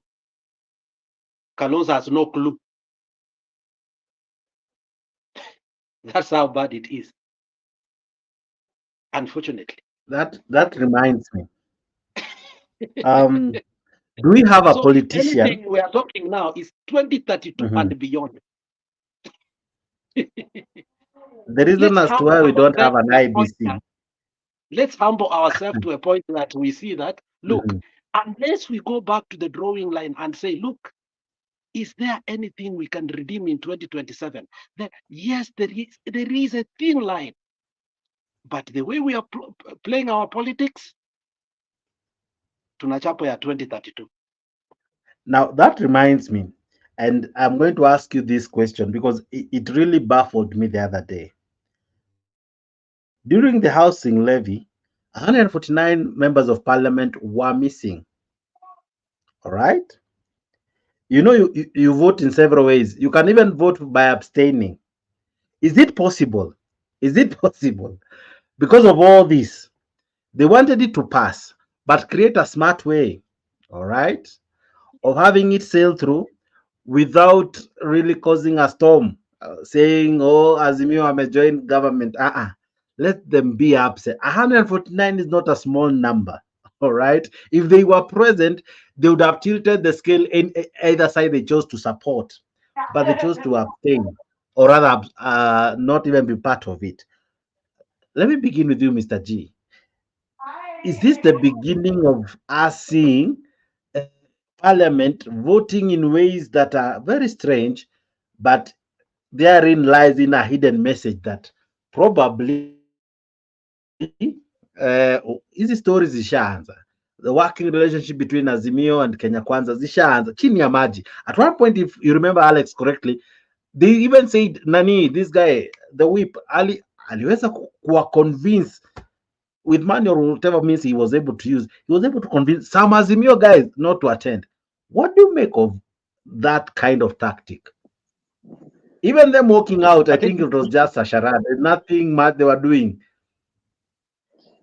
No, it may not be just abrupt evil. Kwa sababu the walking out, these people they told us that huwa kuna vene huwa wanafaa kudiscuss pale kwa parliament. You see, when they're in parliament, they're there to give idea, to discuss on an idea, and on a motion, they agree to disagree, ama they disagree to agree, and then they come up with one solution. but wakiwa pale tuliambiwa kuwa even if they raise their hands, even they try anything, wananyimwa because they are Azimios, na hii ni kitu ambayo ishapitishwa na president mwenyewe. So what I'm saying ni kuwa it may not be that fast ataweza kufanya kitu haraka, because when walikuwa naongea ni kama kutakuwa na maandamano very soon. When our MPs walikuwa naongea ni kama kutakuwa na maandamano very soon. So me what I'm saying ni kuwa maybe the way siku zinaendelea kwenda ndio things zitaanza kuunveil sasa baadaye, kwa sababu kwa sasa hii I think the parliament still bado the Azimio team bado wako na ile wameshikilia kuwa no, things are not right, and it's true, things are not right in parliament, and they're trying to defend the mwananchi, they're trying to be on the side of mwananchi, but now the problem is that now the leaders wameanza kuja pamoja, which means by the time watakuwa wameingiliana wote, then they'll just have to change. But still kuna ile that element ya mtu kukataa kwanza, yeah, si watu watakuja that abruptly mara moja tuanze kupinga hiyo kitu. Wataendelea kupinga hivyo kwa sababu wanajua kwa ni kitu inakuja kuaffect wananchi wa chini. I have asked that question.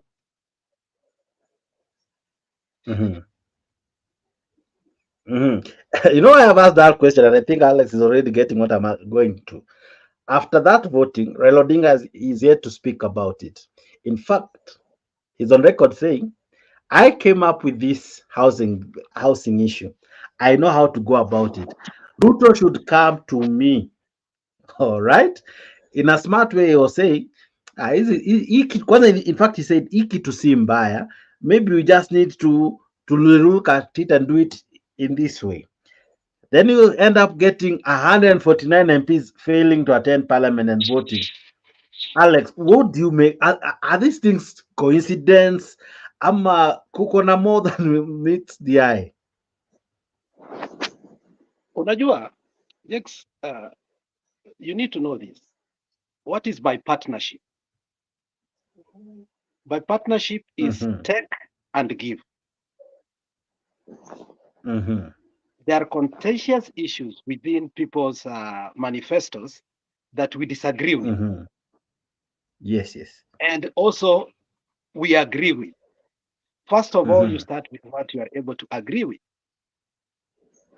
Then you put on the fight. For instance, whatever that was agreed in the NADCO report was about the IBC commissioners and ABCD. And then there are things that you can agree on, but you leave them on the periphery, not because they are difficult.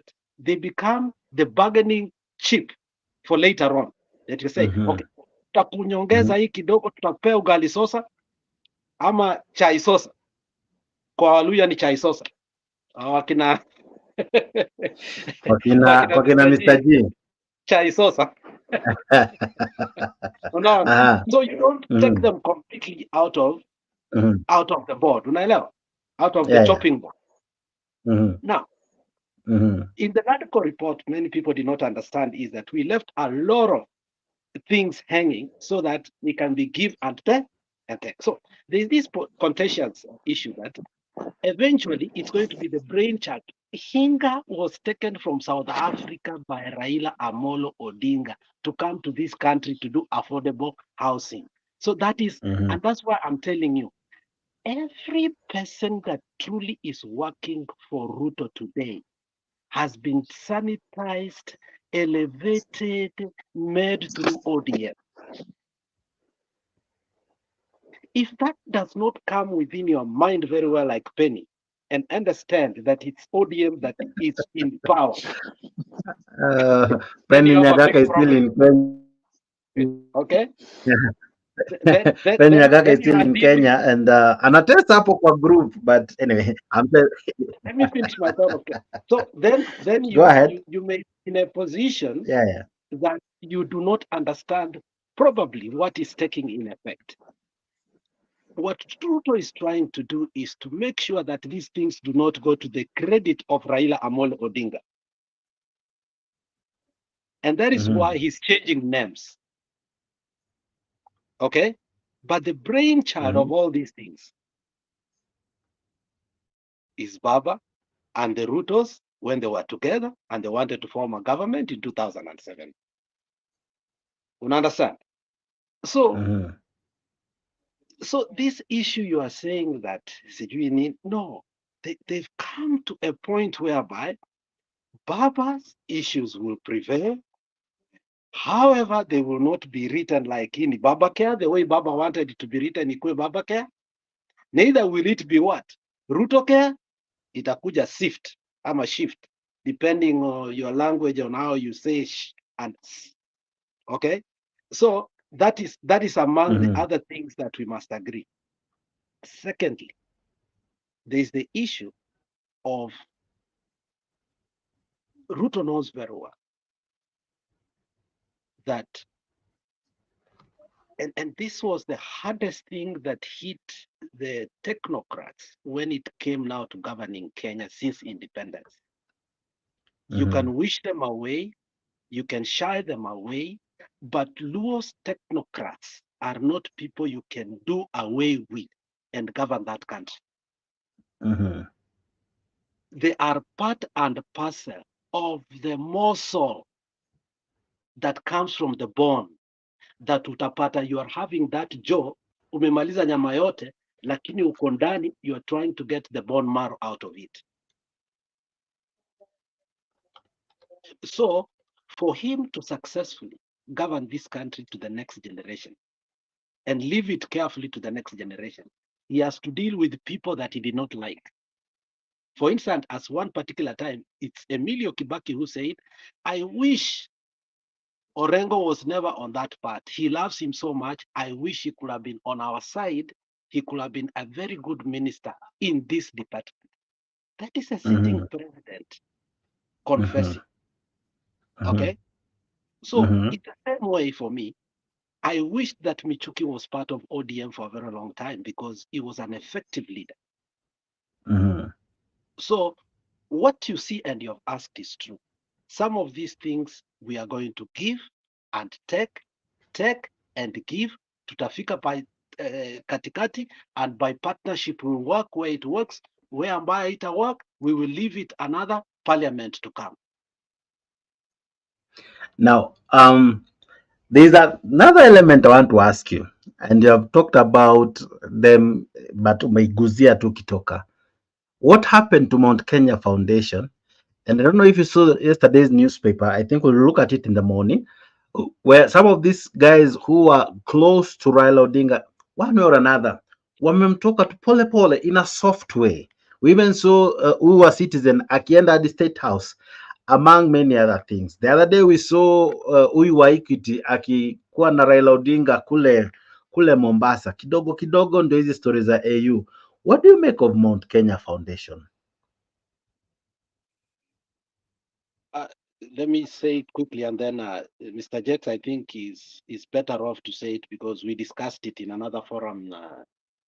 You know, you can't wish the Mount Kenya wealth away easily. When it comes to the building of a nation or the wealth of a nation, it's not based on agrarian revolution. Sorry for that. This is agrarian revolution. Yeah, it's agrarian revolution. We are not even in fourth industrial revolution. Okay. So what happens is the wealth of a nation is based on the capital market and based on the assets that a country has that it can sell and buy quickly in terms of liquid form, and it can exchange that currency quickly in order either to assist the country or in order to sell the country. For instance, they can decide to take their money to offshore, and what happens? We destabilize our currency right away. So when it comes to banks, majority of bank owners in Kenya are Kikuyus. The Kalenjin started a bank called KREP. I don't know if you're old enough to know, or post office. I remember it was another one. Unapewa kakitabu fulani kanafanana hii popcorn. Unafungua hivi, unaandika. I think Mr. Gizo ni zilikuanga vitu za mamboch walikuwa na, and I'm sorry to use that name. I'm not using it in a wrong way or derogatory. I'm saying that kulikuwa na kitabu ulikuwa unaenda unaweka pesa yako kwa post office, later on it became post bank. And KREP was also operating from that point of view. But when equity came to the market, you saw what it did to the country. Equity revolutionized the way banking was done. Equity was the first to work with M-Pesa. Mwangi became a genius. Oigara became a genius when he merged with M-Pesa and worked with Equity to make sure that the banking sector of Kenya goes to the front. The credit unions, which are SACCOs, by the way, Mwalimu Sacco in Kisii became one of the best SACCOs or credit unions in the world at one particular time, because Joe Nyaga, who was the cooperative minister, also did what was right. So the banking sector as a whole is being held like this by the Kikuyus. The insurance industry, you remember this same guy that you're talking of, the media, his son was one of the biggest insurers of not only Kenya, but East Africa. The one that died in a Lamborghini at night he was driving, whether he was drunk or not. But this, they own the insurance company. Wachana hii ya Amaco ambayo inapata government. We are talking clean business. Okay? And many people think that insurance ni ya gari, nini ni ya healthcare peke yake. We have marine insurance. We have airplane insurances. We have some insurances that you have, industrial insurances, commercial industrial, complex insurances, reinsurances. These are aids to trades that are very complex. Uliza nani, Uliza Mr. G coming from the background of shipping and nini. Marine insurance is so expensive.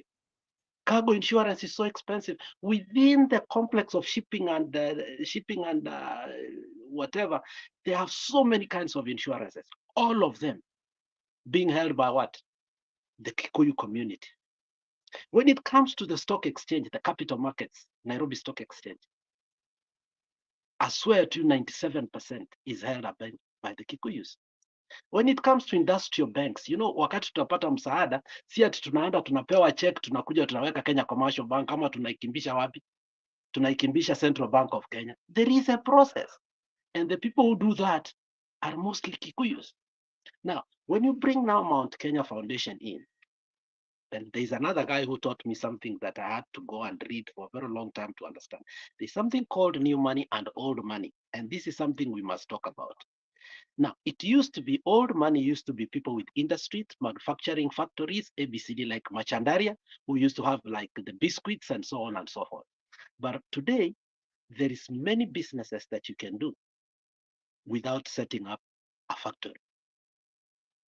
Okay, they can be black or hidden businesses, whichever they can be. But now the new money center is not based on what used to be. And the effacing of the Mount Kenya is going to be slow but steady. And we are going to have a new center. It's like in the US traditionally, we used to have people with chain stores. Unapata Naivas, iko Kisii, iko kila mahali. But then when the capital markets came in, the venture markets, the blue chips, and also so forth, we have young men from Harvard University sitting in the helm of their bedrooms with underwears on and only coats here, and they're doing business. And they're making money. They don't employ a lot of people. So Mount Kenya must know that Kenya is also going through a reformation, that where they used to control, they can no longer control. Their time is up. New money is emerging. And that money center is where Ruto and his people have put their bet on. And fortunately, it's also tied with a clandestiny of a world evilness that sometimes it's looked, we can call it wash, because that is how these people make money. If you look at truly like people like the British people, when they started the offshore banking, is that they legalized people to have illegal money that can be put somewhere, but it can't be touched.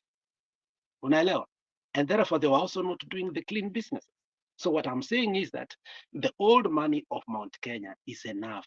They are not going to make money anymore. For example, this guy for Citizen, he was told the era where you have been given monopoly to advertise peke yako in the country is gone.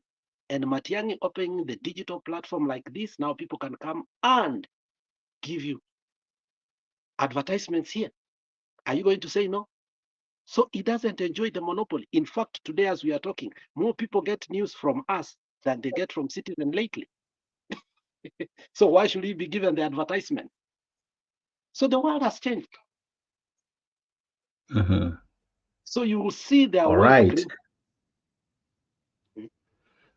There's this guy who is in with us, who is equally a friend and a foe at the same time. When he's a good guy, he's a good friend. Wakati mmekasirikiana anaweza kufanya hadi hiyo ngozi ya ndizi unamchapa nayo vibaya sana. Jafolo, I'm sure you are in. How are you? I am gone. I'm not debating that guy. I'm gone. Just one moment, relax. Just No, one no, no. moment, relax. We have, there are Listen, questions we don't relax. have. At your Just own one peril, moment. bring that Relax. person. At your own peril, Relax. and you know we don't give threats. We promise Calm you. down. Calm down. Now, yes, Japolo, what do you say? What do you want me to talk about? I was just coming to contribute. Now, I want to talk. There's something you were saying before you left, and it was a very interesting point. And equally about, for example, there's this issue of Ida Odinga endorsing Mbadi, and this other guy. What do you call this minority leader? Opio Wandai. Yes. Opio Wandai being endorsed by Raila's brother. What do you make of the two?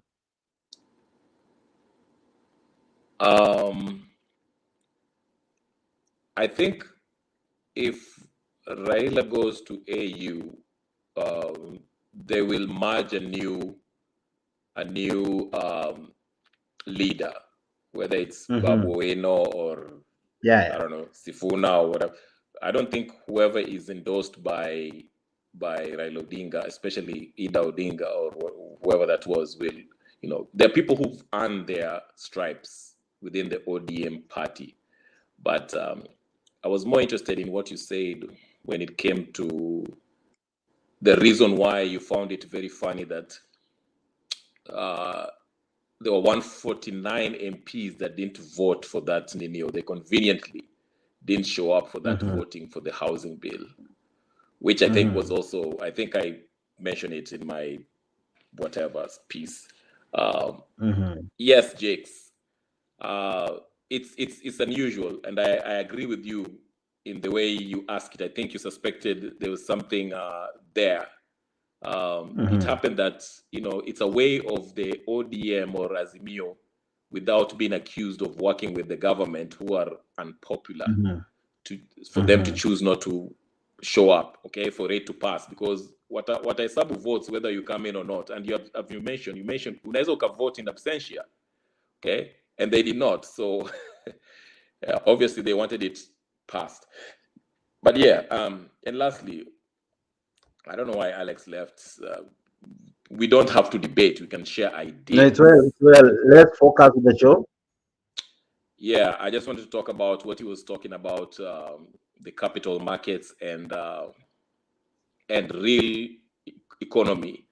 The capital markets, stock market, blue chip, whatever, these are just gambling, basically. The real wealth of a country comes from industry. Real industry is the how much you can produce, how much minerals you can get from a country. If you have gold, that's why they say Congo is the richest country in the world, because it's a fertile land for farming. It has a lot of minerals, gold, copper, whatever the case is. So what Congo is only missing is, actually they don't miss it. They have the industry, the people, the human resource that can actually help. They just don't have the equipment to take it out from the ground and trade it with other countries. The problem is that these other countries, these French and whoever else, they come in and extract that gold using the people and paying it for that. But that's the real industry, and that's the real wealth of a country, not this blue chip capital markets that we are meant to be. We are told here. So that's something I just wanted to to correct my friend Alex. And regarding banking, there's something called the central bank system, which if you read, the Argentina is trying to get rid of it. They're trying to get out of it. It's a way that most countries are getting out of, because central banks, they print money, and most of them are usually not owned by the country itself. Even Kenya, the Central Bank of Kenya is not owned by Kenyans. I know most people think it is. It is actually owned by foreigners. If you look at the constitution, the central bank, the parliament cannot even tell the central bank to show their books, open up their books and show their transactions. And this is what a lot of, it's just like the Federal Reserve in America. It's not American bank, it's a foreign bank. But anyway, I won't go into that because that's a topic for another day. I know you want to focus on these two lovely gentlemen that went to see Museveni. Yes, Jakes, back to you. Yeah, now when you look at all this, when you look at Mbadi's, and I'm asking you because I know you come from the region, are they the rightful people to really, do they have the stamina to go the walk that Raila Odinga has gone? Because he has not been baked in one day. He has been baked over time. Some love him, some hate him in equal measure, but he has really withstood the test of time. The new crop, are they able to really marshal up the charisma, the tenacity to really go to the level of Raila Odinga? To me, all I can say, I'm not on the ground, so I can't tell you for sure, but all I can tell you is I think there's a new generation that's coming. That's why you see a lot of people keep on mentioning this name, Babu Owino. Yes, you cannot compare Raila Odinga with Babu Owino. Raila Odinga has been there since I don't know when. He's been in politics for a long time. But again, the younger generation, yes, they know Baba as the great leader of that region. But soon Baba will leave the political scene, and the person that they've actually seen flourish, who they've grown up knowing the name, is the Babu Owinos and the Sifunas and these young Turks that are standing up and really vocal. So I think, and that's why I say, even if you compare Mbadi and Babu Owino or Sifuna, who would you say has more charisma? It's probably Babu Owino and Sifuna. Mbadi is always in the back in the parliament. Yes, he makes his arguments of the parliament, but to the public, he's not that appealing compared to the others. All right. Yes. Maybe even if I was to engage both you and Mr. J, let me ask you this. At one point, we ought to have that question, that debate of who replaces Raila Odinga. And the big question would be, will ODM survive without him? Or will we have it break down? Because parties in Kenya are as good as the people who head them.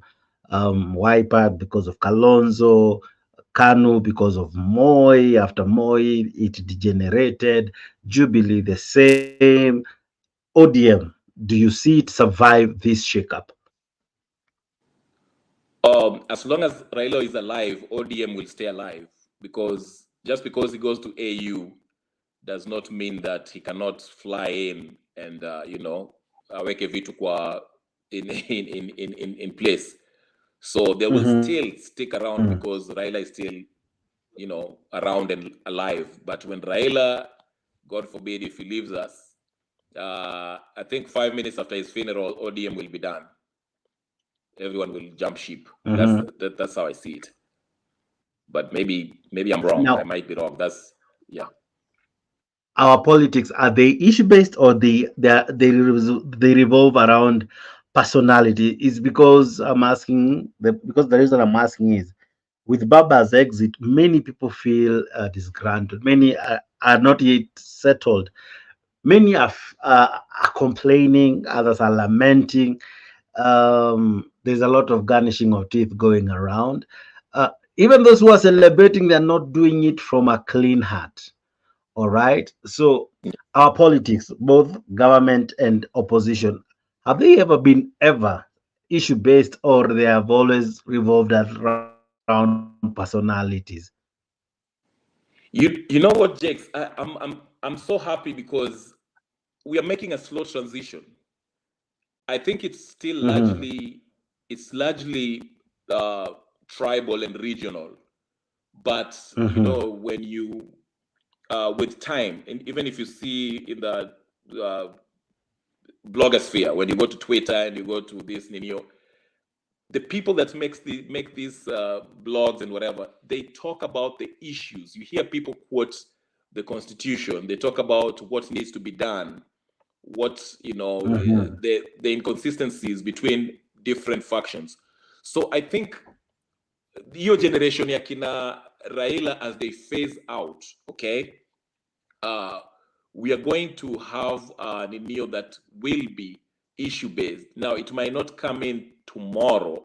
I think it will take time, maybe 7, 5, 10 years from now, but it's coming. It's getting to a point where hii story ya just, I mean, ukabila itakuwa hapo. That's just our nature.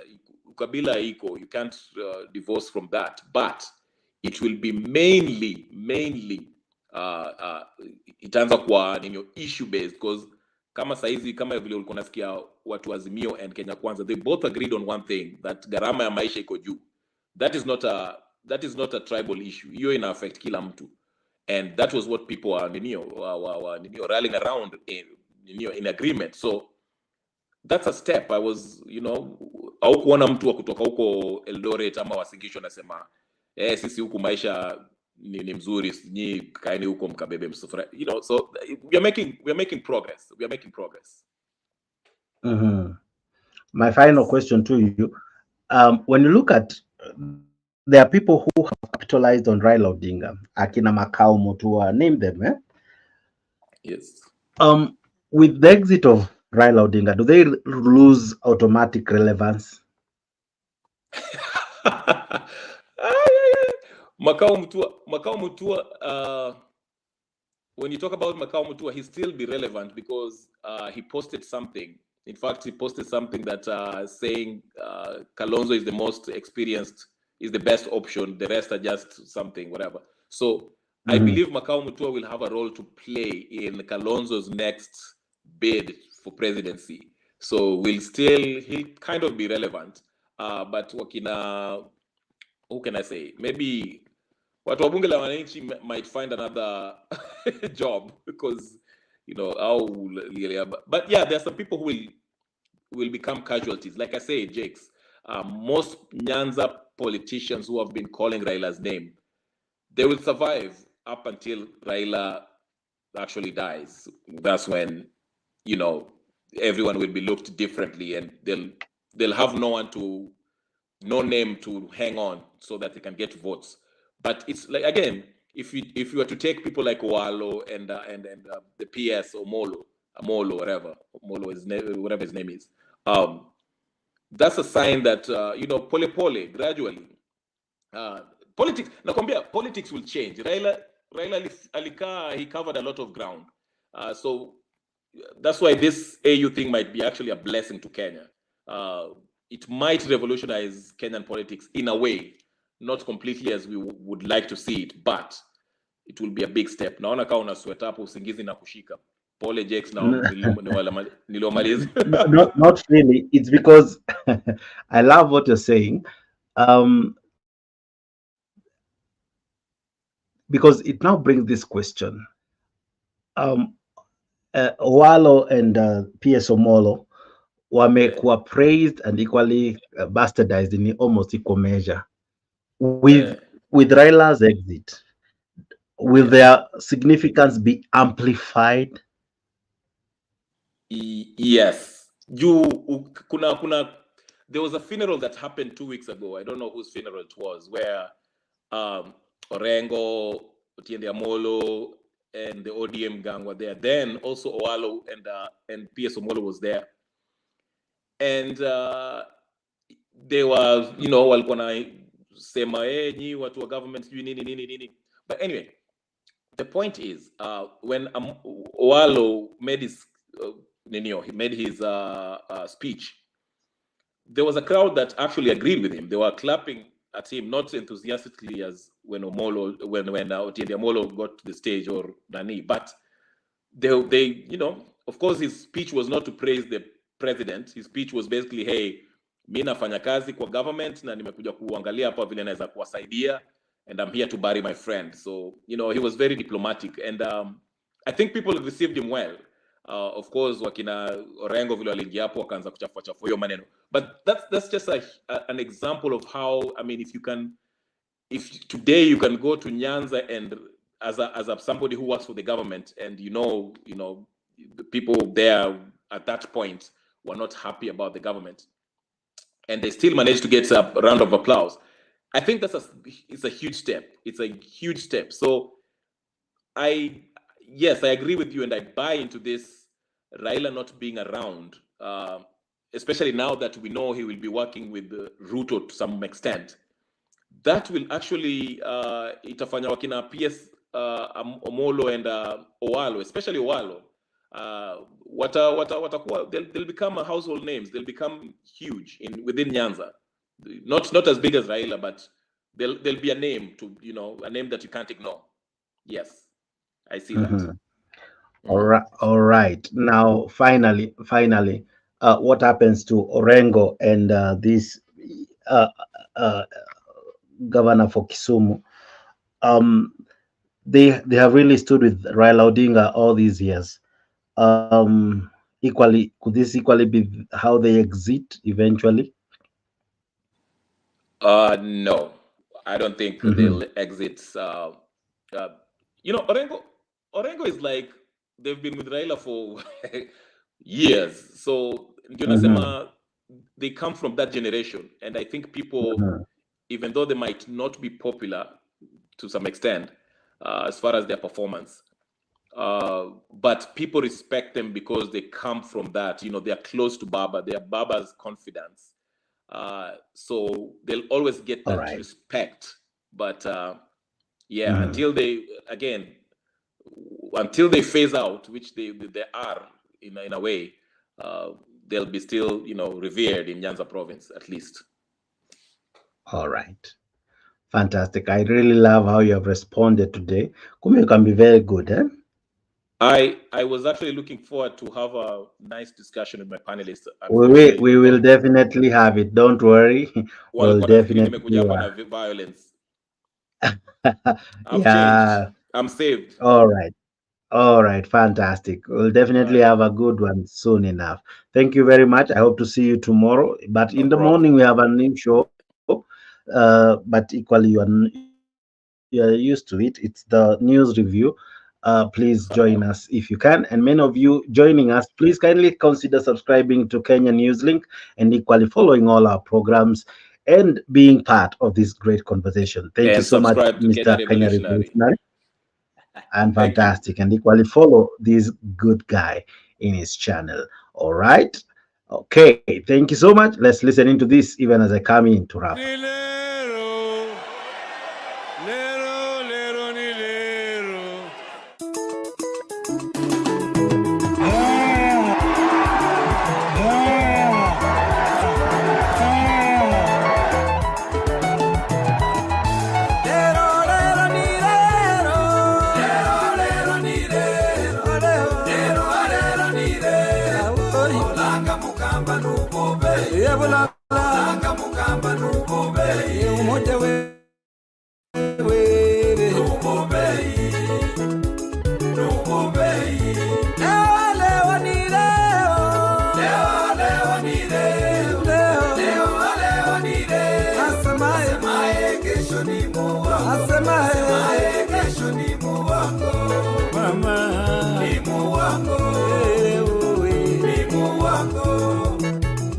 Tunasema Kenya mpya inawezekana.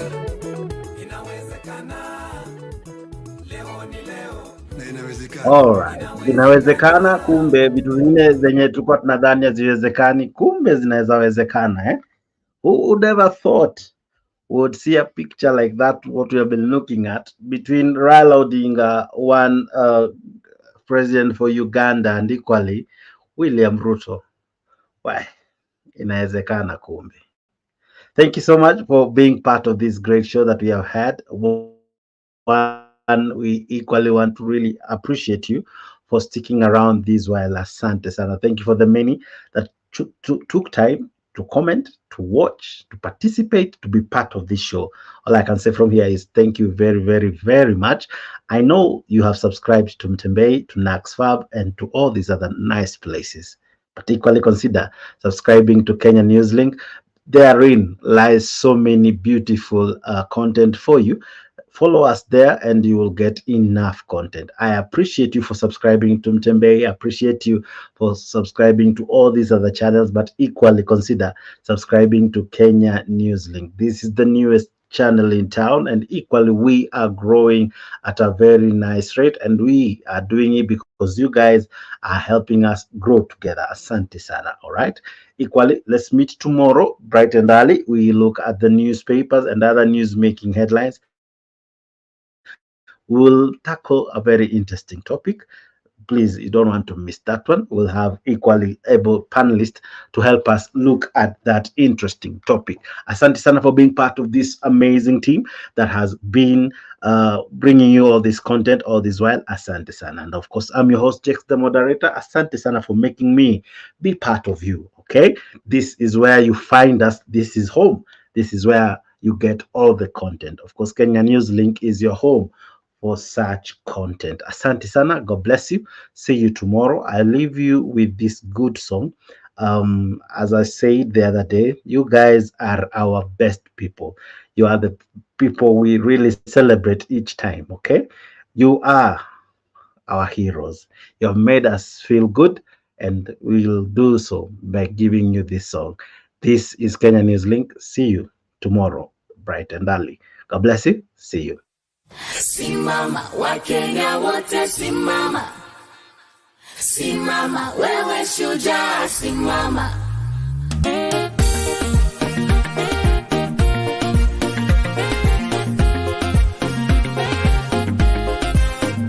Nchi yangu, jukumu langu, mimi ni shujaa, shujaa. Najivunia taifa langu, mimi ni shujaa, shujaa.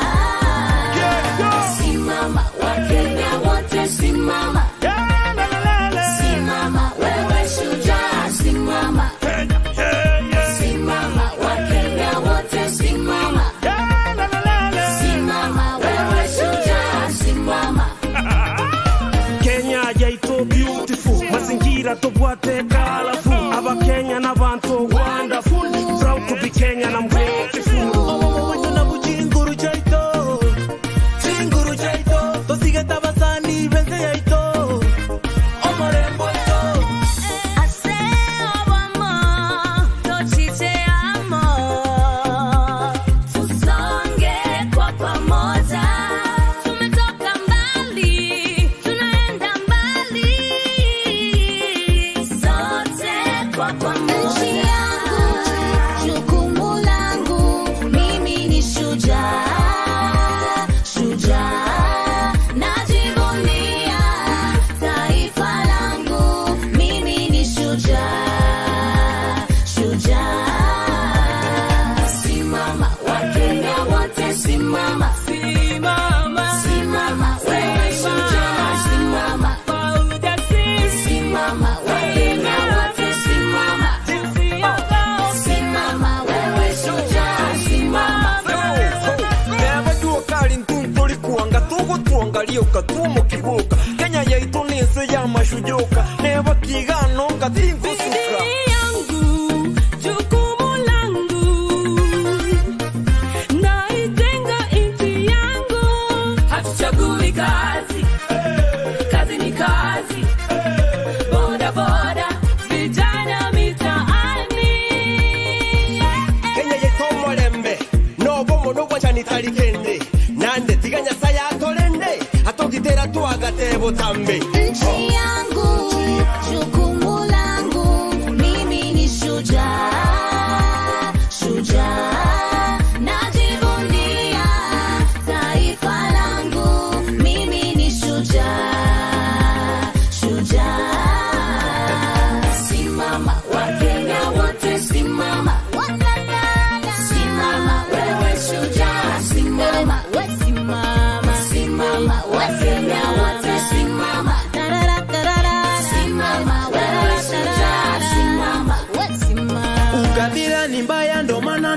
Raila shujaa namba moja, nchi yangu nailinda. Tunapenda amani, upendo na haki. Tumetoka kwa giza twaishi kwa mwanga. Wanamuziki ni shujaa, walimu wote ni shujaa, madaktari ni shujaa, na wachimba migodi ni shujaa, wavuvi nao ni shujaa, wanariadha ni shujaa, wachezaji wote ni shujaa, bam bam bam bam.